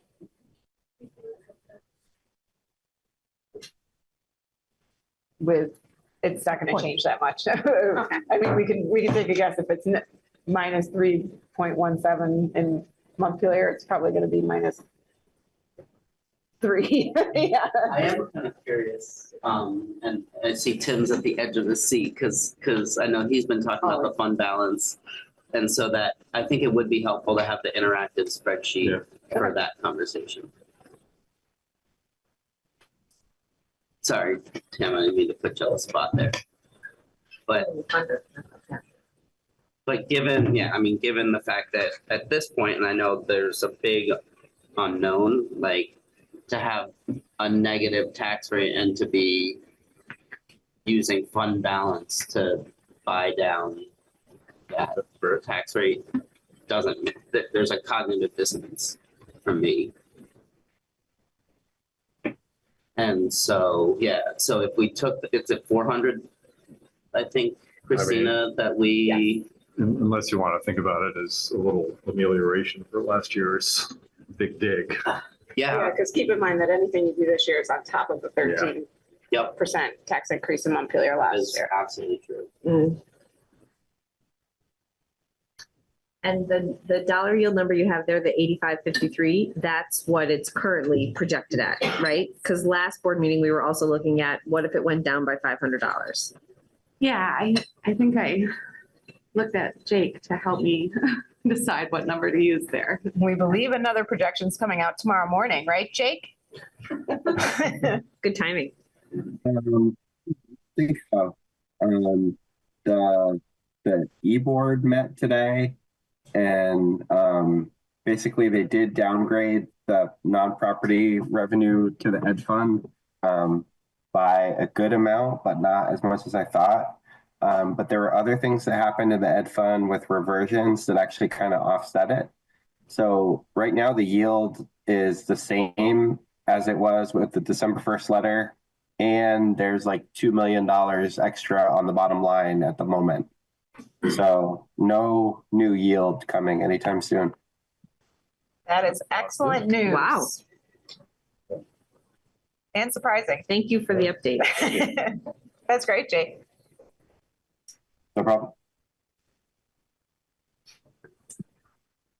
Can you zoom back out just a little bit so we can see column A? I just wanted It's hard to, I know. It's the What would the board like me to demonstrate here? You remember, see what moving the fund balance out with? Since it's in. entirely, right? Just Yeah. to see. Entirely or partially.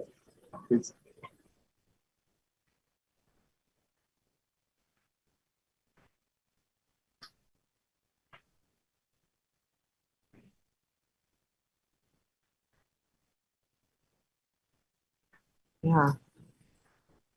So removing the 400,000 of offsetting revenues would decrease Montpelier's taxes 1.64% and decrease Roxbury's taxes by 4.69%.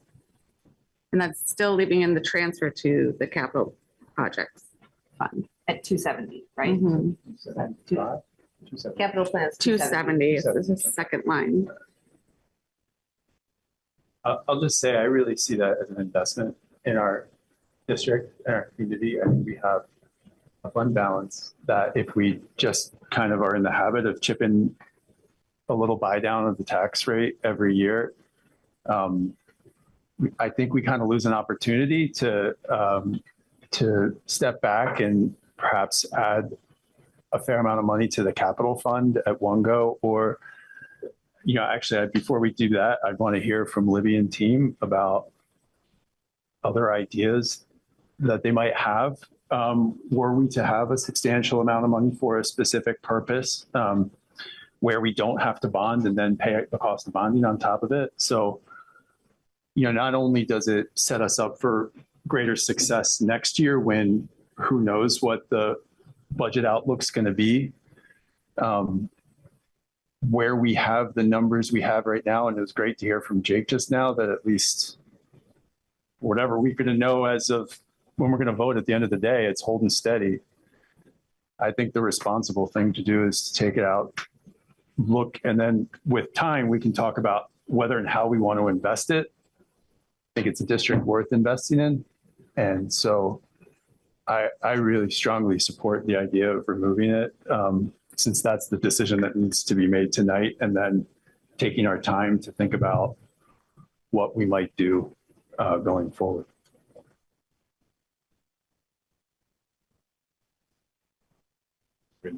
That makes sense. I see the logic in it.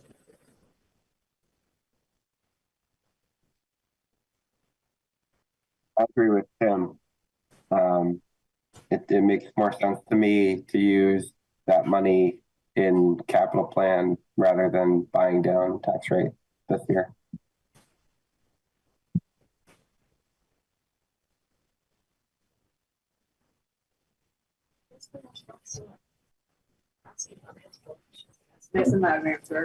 Yeah, If this is a question that can be answered, we keep talking about the yield and how unstable it is. So I guess my question about taking that money out, which seems like a very financially responsible thing to do, is whether or not we should be really worried about the yield changing enough that the tax rates go up so much that our taxpayers will need that money included in the budget for their taxes to be payable. I hear what you're saying. You'll probably be the biggest skeptic around the yield. I hate the yield. But Jake Feldman is the expert on the yield and I trust what he says. And so if he's confident that yield is staying put for right now, it's like this every year. Like this isn't new, you know, the way the yield is. So I think if our tax expert in the room, which we're incredibly lucky to have on our school board, feels confident where it is, then I can see the relief in Christina's face as well. Like I feel I'm going to trust the man who knows in this situation. Okay. Thank you, Jen. I mean, I think another argument for taking it out has to do with the instability. And I think, some, choices that we either may make ourselves or may be forced upon us in terms of, kind of consolidating and getting larger and some investments that may come with that and having a little money to play with for that. I mean, to get political again, I think the chances of us having 5 districts by 2029 are pretty slim. Yeah. But I think that having what we have now by 2029 is also pretty slim. So I think we will see some pushes to change and, being able to invest in some of that change so we can either continue what we have or improve on what we have is important, and having a little bit of money to do that is also not a bad thing.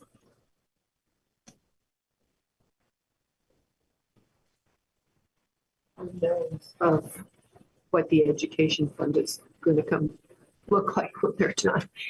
It would be better to have more money in our pot for next year if we can afford to do it this year without increasing a lot of tax.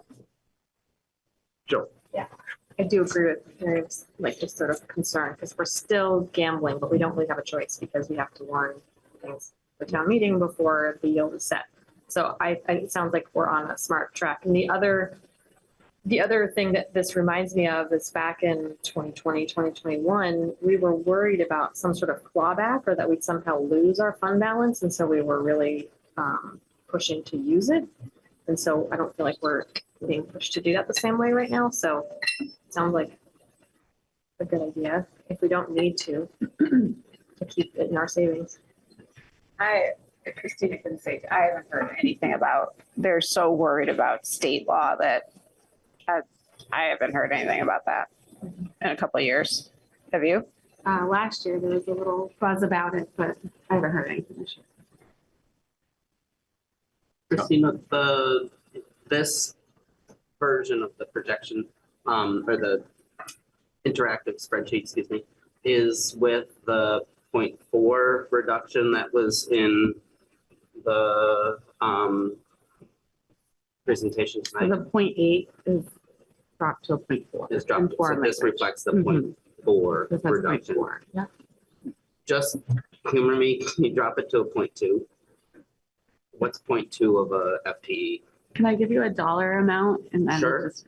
I mean, it's so minuscule, and it seems like around 20,000. Yeah. It seems like that. I don't know that hiring a 0.6 is any easier than a 0.4, but that then doesn't require. There's actually one big factor between a 0.4 and a 0.6. Benefits. And it's more expensive. It's benefits. Mm-hmm. So if we hire 0.6, we have to offer benefits. Yeah. It just seems like the option with 0.4, which I like, requires one of the teachers to, I don't know what you call it, choose. Yeah, choose to. And, doesn't require them, but they could. Yeah. And so, yeah, I would feel more comfortable not expecting that scenario. So the dollar amount for just the salary, because typically we don't see people take benefits at 0.4, 0.6, so I'm just talking salary is 15,000 per 0.2. And I'd also just like to state that the number that you'd see on your warning is, you see your total budget, so the 32 million. And then you'll see your ed spending per pupil, which is 14,779. And then you'll see the percentage increase. And this is, again, is on your warning. So this is what the voters are going to see. They'll see that the per pupil spending has increased 7.45% compared to this year. And that warning, that's in statute, what we have to say. Yeah. It's different from last year. Last year, they repealed some of the language, and now it's back in.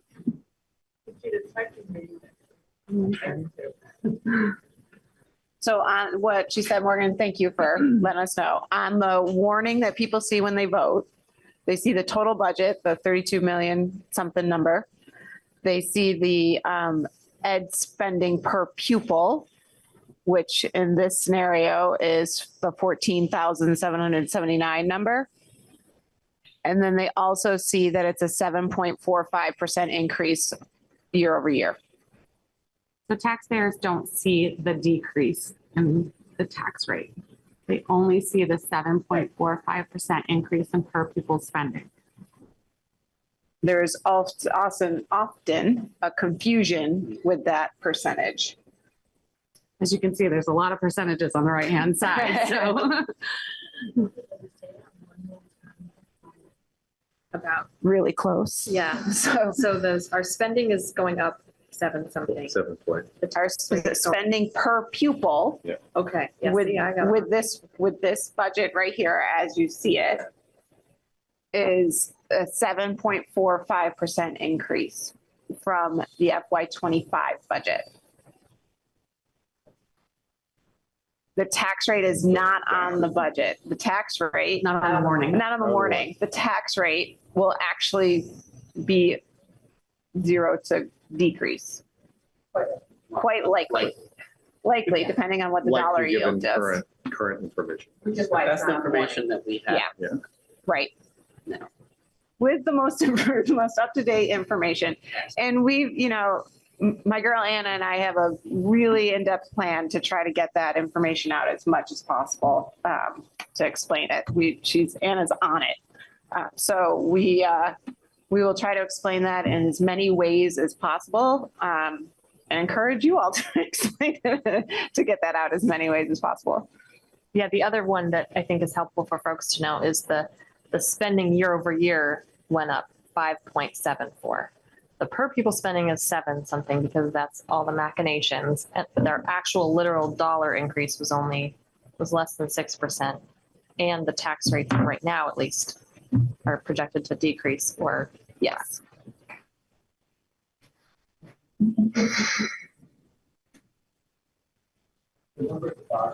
Analogous thing to what our friends at the city council are talking about though, right? Like it's when they're talking about the city budget, it's that bottom line number, right? So that's, if we're kind of talking big picture, the two components of the bill that you're going to pay are going to be that what the city's doing and that.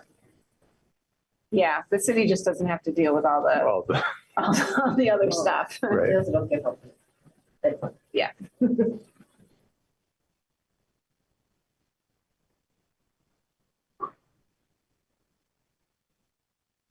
So I think we need like a statement from the board as to direction and position and fund balance. Those are the two lingering thoughts. I'm looking at Christina to make sure.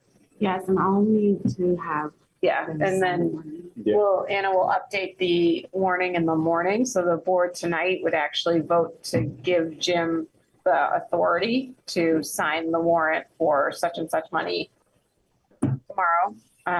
So I am hearing consensus to take the 400,000.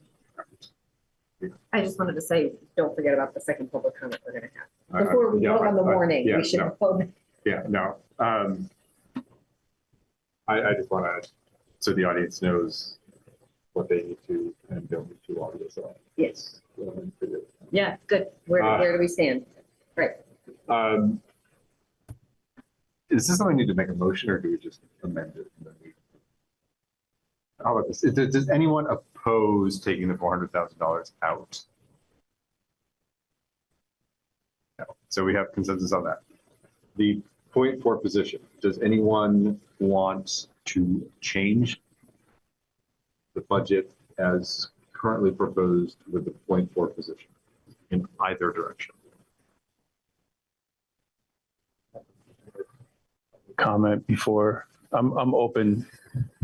Sorry. I'm sorry to interrupt you. I just want to make sure you saw it. I think insofar as I haven't figured out how, if the purpose is to get closer to the class size policy and it doesn't affect the class sizes, I'm struggling with the, and, you know, frankly, the small amount of money.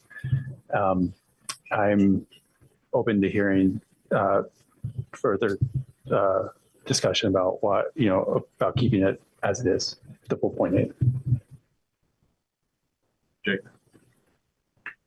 I think we might have some trouble filling a 0.4 to teach 2 different languages, and then also having another teacher teach an extra class to make it all work. So my inclination is to keep it at 0.8.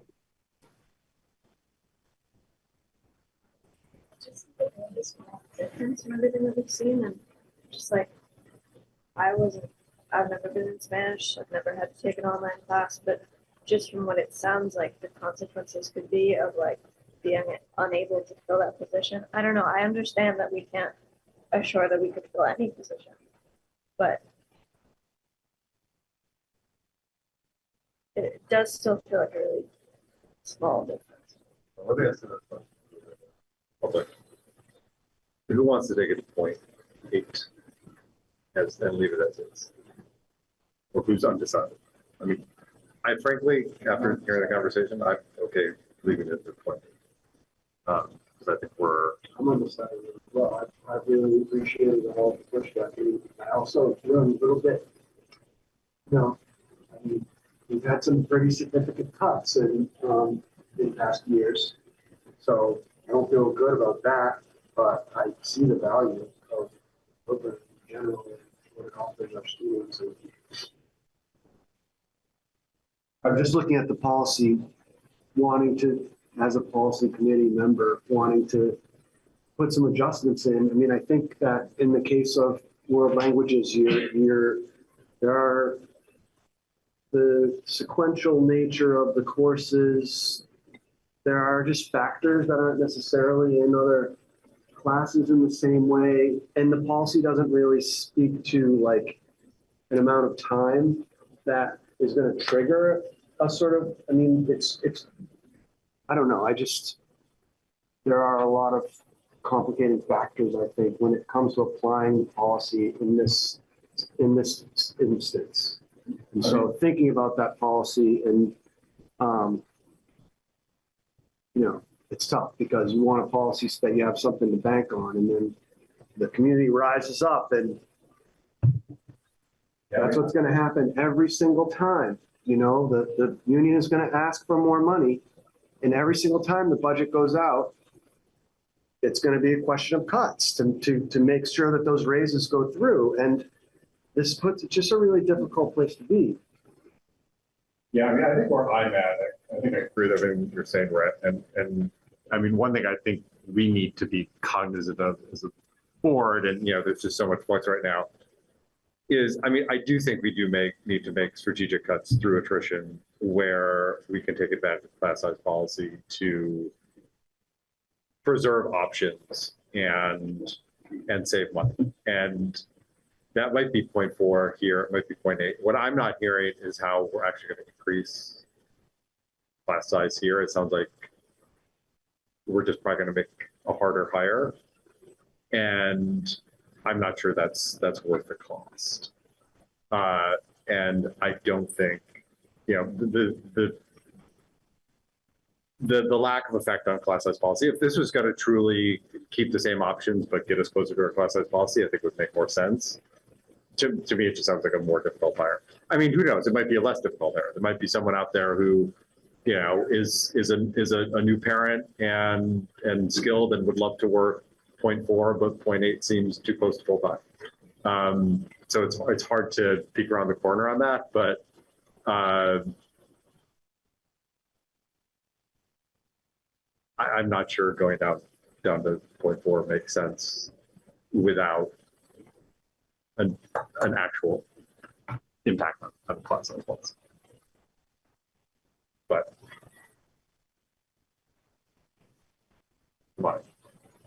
Does the board have to make a decision about 0.4, 0.8 before we listen to the public, or can we?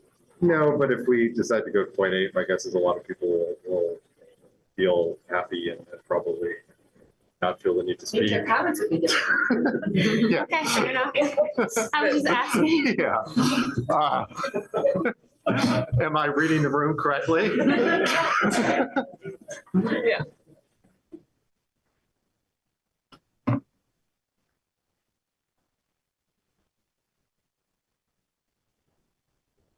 Tina, can you put the 0.8 in there, or is that just so we can see the, you know, probably.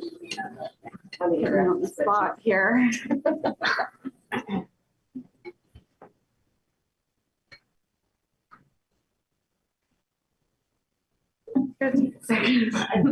While we're waiting, to take bets on how, what the adjustment on the tax rate is. I think it's gonna be. Yeah, please do. I think it's gonna go to 0.52, 1.52.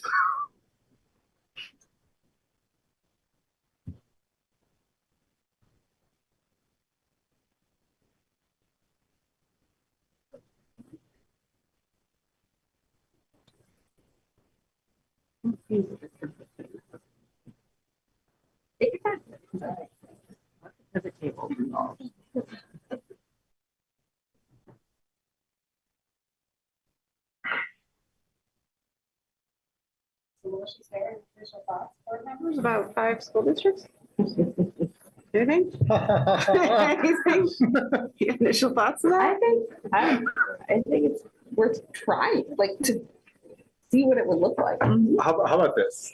I think it's a bold move to try to bring the actual compromise somewhere above where it is.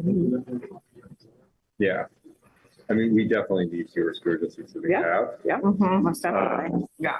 So somewhere between what, 2000 and 5 is probably Yeah, where we'll right. end up. Yeah. Uh, I'd like to see, as we were talking about, that all dropped when I was in the superintendent's meeting, and we're like, we can't really react until we have a bill in our hands, Yeah. because that would take legislative action to do. Yeah. And so we don't have a bill, we have a plan. Yeah. And so those two things are very different, very different. Yeah. Yeah, the timeline seems very Extreme. And that was the other thing we'd be talking about, because you'd be making completely new districts. So you'd have to have the administration in those 5 districts up, and they'd have to be ready and working before the school districts were operating, right? So there's a timing issue there. Well, and I just think there's just such a strong fabric in Vermont for local control Yeah. that, I mean, countywide districts. Yeah, yeah, it would be And when you're talking 5 districts, you're talking about multiple counties. multiple counties 12 that counties? all feel they have very different identities. Well, she based them on the superintendent regions. So our superintendent region is Winooski Valley. So that includes Lamoille County and Washington, and whatever county White River Junction is in, that might be multiple counties, I'm not sure. And Orleans, one school in Orleans. I think it's all just one. Is it Windsor? So it'd be interesting. Yeah. Yeah. I mean, on Taking the out other, pretty much the whole center of the state. on the other hand, from just my quick review of the proposal, I mean, there's a proposal there for kind of advisory boards on budget. I mean, there is a bit of a fiction that we're local control. Right. It is a little bit of a false narrative. Yeah. And if we could get Got it. something that might actually be closer just to ready. reality, okay. 1.52, I guessed it. Jim. Wow. Buy a lottery ticket, Jim. Go buy a lottery ticket. I've just been too deep in these numbers for too long. Sorry, And does Roxbury, this reflect also the 400K fund balance out? You already made that change. Those are the two adjustments. So we have a point Don't erase eight our hopes. FTE in world language, and I took out 400,000 from the surplus. And so that changes your ed spending per pupil, 14,796. So that's a 7.58% increase. But still a decrease in the tax rates. Yep.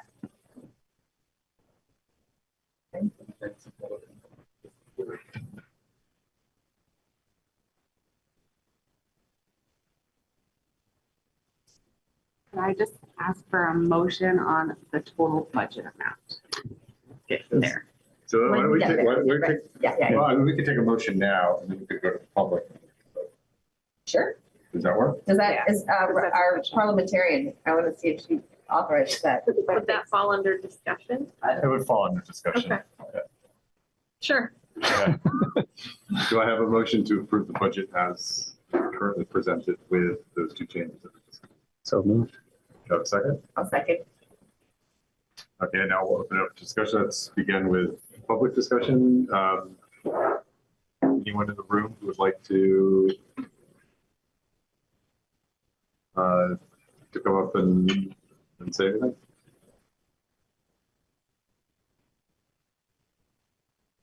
The online?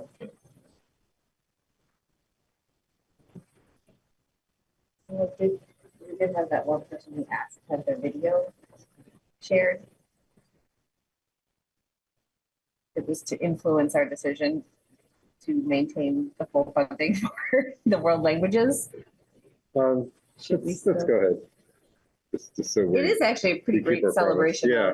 of alums, as Rhett was saying Yeah, before. no. One of the really great things we had is alums sharing their stories with us. Will the sound? I don't know. Oh, so you find out. Oh, bummer. I don't know how to fix the sound.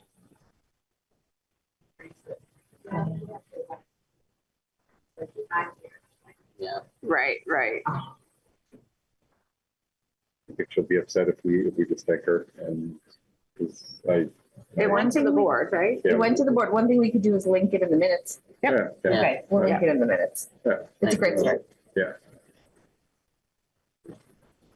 Any further discussion at the board level? All those in favor? Aye. Aye. Any opposed? Great. Thanks everyone for the hard work on the budget. Thank you Really all. Appreciate it. Yes. Everyone here.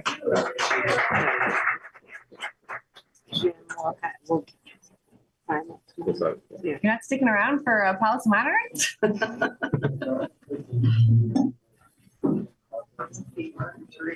I think to be safe, you should, yeah. No, we do have to vote on the warning. Yeah. Yes. Yes. We just voted the budget. Now we need to vote on the warning. So vote on warning and approval for me to sign the warning. Wait, do we need to say the number out loud I think for the so. warning? Yeah, it's probably a good idea.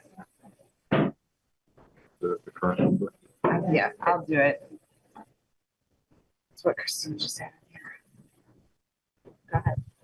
Okay, I move that we approve a warning that includes a total dollar amount of $32,364,264, representing a per pupil spending of $14,796.81, and an increase of 7.58% in per pupil spending from the current fiscal year. And included in that is the authorization for the chair to sign that warning on Thursday, the 23rd. Quick question. Is it okay to have per pupil education spending, or does it have to be whatever the new term is, equalized, whatever? You know what I mean? So what you have here is what has to be Okay. by There you statute. go. Okay, well, that answers my question. Any further discussion on that motion? All in favor? I, Aye. Any opposed? Great.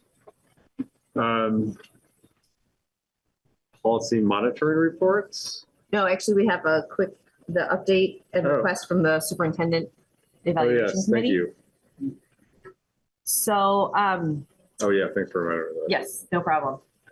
Tim and I, a couple of weeks ago, attended a webinar held by the VSBA on superintendent evaluations and learned that the VSBA offers a service to school boards that a staff person at the VSBA will facilitate the process for the evaluation. And the superintendent committee is recommending to the board that we retain VSBA for this service. It's $2,000.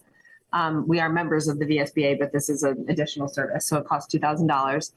And I'll just say, from my perspective, as the person who has been the facilitator of the process for the last 3 years, I think it would really benefit us because it will provide long-term operations of this very important process and function of the board. But whereas right now, it really relies on the ability of the people who are in that committee, as well as their enthusiasm for this and their capacity of time, because it takes a lot of time. And the VSBA has a set of tools that will provide us some consistency of like the platform that we use. So then we can see trends over time, which is something that is very, very helpful for the board, and it will provide us a neutral third party that will mitigate natural biases that show up when evaluations are happening. And I think that the VSBA tools will help us even level up what we're evaluating. So for example, one thing that I've been wanting to do, and we haven't gotten there yet, is to bring in more like student outcomes and student progress into the evaluation. And them like handing this over to them will help us, I think, sort of like get better at doing the evaluation itself. There's, I think, one thing to consider that is that we don't yet know how much equity is included in this VSBA tool. And if we were to go this route, we are planning to review the tool with them to help make sure that we need to weave in equity if it's not there. But one clue toward their willingness to do that, or again, if it maybe it's already exists in the tool, we just haven't seen it exactly, is that we do, when they were talking about the part of the processes that they help us go through, it also involves the goal setting at the end of the process. And they referenced SMARTY as a formula so that for setting goals, which includes equity and inclusion. So there's a sign there that it would definitely continue to be a part of the process. So I just wanted to share that overview and see, Tim, if you wanted to add anything, because you were also attended the webinar. And, Mia mentioned that she was the one facilitating, and this shouldn't be taken as a knock because she does an excellent job facilitating it, I think. But when you have this really low cost resource that has kind of a view across all of the districts, all of the, was it 5 or 56 districts in the state? I can't remember. Somewhere in there. When it has this view, it has these tools, the reviews they had the superintendent and the board chair, was it right? White River? Incredibly positive about it. And so it just seems like, I think that, the way Mia has shepherded it has been really strong, but I think this provides us tools to make it even stronger. So I'm in full support, especially for the relatively small cost.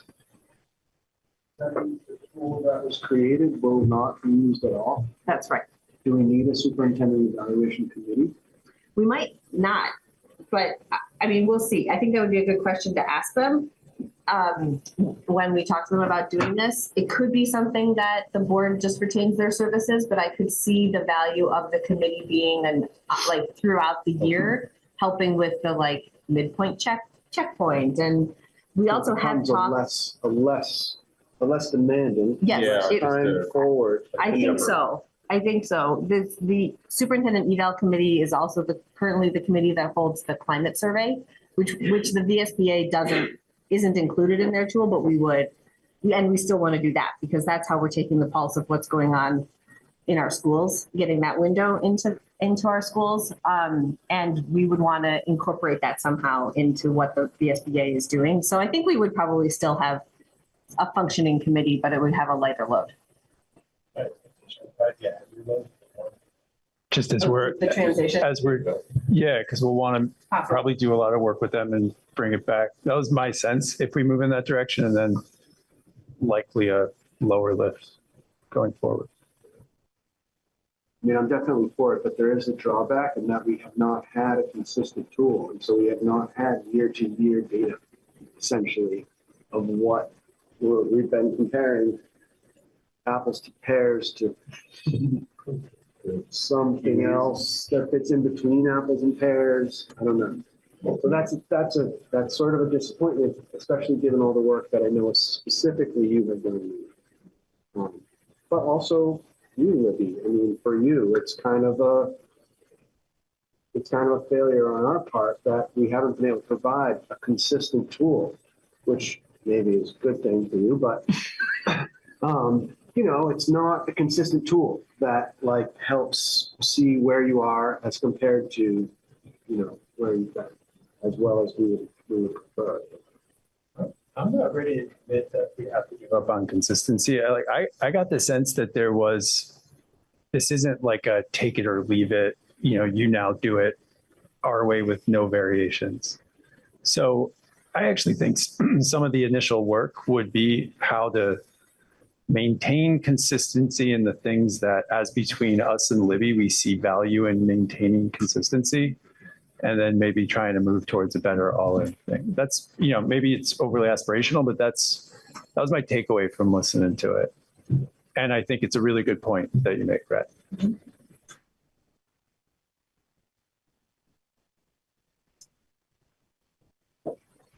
So we thought it would be good just for solidity to have the board vote to do this, because this costs a little bit of money. It's not as much as is required by policy for us to get board approval, but just to make sure it's solid. And to be clear, the board has money for this. You have a budget that never gets totally spent. Right. Yeah, it's in our, yeah, right. That's our line item. So I guess I'll make the motion to retain the services of the VSBA to facilitate our superintendent evaluation process.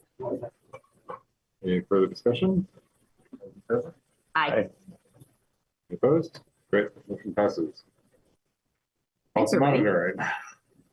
monitoring. 2 policy monitors, C5 firearms. Yes, no, thank you for bringing that. I think, yeah, I think it'll be a good tool. I definitely agree with the comments about consistency, but I also it'll really help the process and hopefully reduce workload in the long run. And increase consistency in the long run too. We just have, you know, same outfit over and over again. Policy monitoring, C5 firearms, and C6 participation of home study students. Do I have a motion to approve those 2 monitoring reports? I'll second. A second. Any discussion, questions? We've now set our schedule for the year, and we do have a pretty long agenda of things that have come up over the last 2 months that we'll make sure to cover, but you will start to get policy committee updates after February 12th. Oh, and also talking about committees, tonight was a good night, but Casey, we will have to appoint you to committees and also find you a mentor. We'll get busy doing that in the next week or 2, and hopefully be ready in February to do that. Yeah, but you know, peruse through the committees on our website, and one of us will reach you and give you a better conversation about what they're all about. Can I just ask a really quick question? I sent an email out, I can't remember to whom, about the at-large member to CVCC. Yeah. And I don't know if we need to do anything about that, but Lyman has already moved to Pennsylvania, so. So, By publicizing did you just make up a word? Publicizing? Oh, I thought you said policizing. I was like, Right, what word does this mean? No, but I mean, wouldn't it behoove us to announce the spot to the community to see if there's someone in addition to Scott in this region? I know that the tech center is, I mean, it's really valuable for a lot of kids. I know there's a lot of kids in Roxbury that have a lot of interest in that direction. Yeah, I think Anna can proportionally put something slightly out. more. So maybe that can be part of our notes, Yep. summarizing the meeting. Yep. Just throw it in there, throw it in some of the social swoops media and stuff. Yep. Yeah, most definitely. Yeah, thank you, Scott, for letting us know. And just so if there are members of the public who are interested, so the Central Vermont Career Center is an independent technical district. And so it's made up, the board is made up of board members. So Scott is the MRPS board member and other board members from the 8 districts. And then there's also, it sounds like several at-large, meaning like members of each of the communities. There's 4 that are up for election, I suppose, or appointment this March. Election. Yeah. So. And who typically work in some of the fields in which, or have connection to the fields in Yeah. which CVC operates for. Got it. CDCC has an agreement on land, but not a signed contract. Is that the way it is? Yeah. You have a motion on the table. Yes. Sorry. I You know. just haven't voted, right? I know. Okay. Yeah. no. My bad. I'm sorry. Yeah. All those in favor? Aye. Any opposed? Okay. I think that's our goal right now. That's what we did. The governor is likely to propose a single career center in the entire state. Whoa. Along with the 5. 5. Well, just because it's a single district doesn't mean it's one Yeah, building. and so that would, Approve of yeah, that. so as I'm not on the facility, but as I understand it, I see. there's an agreement to basically that the landowner won't sell to anybody else. They're not looking to sell, and at this point, nothing else is going forward, as I understand.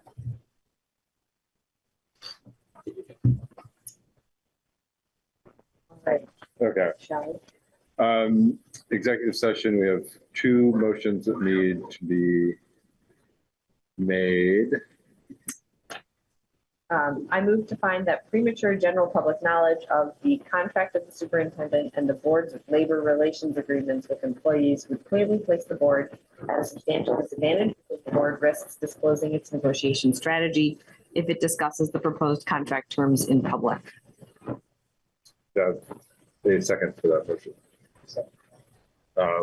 Discussion? All in favor? Aye. Any opposed? Recommended second motion. Okay, I move to enter executive session for the purpose of discussing the contract of the superintendent and labor relations agreements with employees under the provisions of Title I, Section 313A1 of Vermont statutes. Contracts and labor relations agreements with employees. Do you have a second? Discussion? All in favor? Aye. Great, you can go into executive session. Feel Okay. free to, thank you so much. And Thank you. feel free to, yes. Thanks, Morgan. I think we're gonna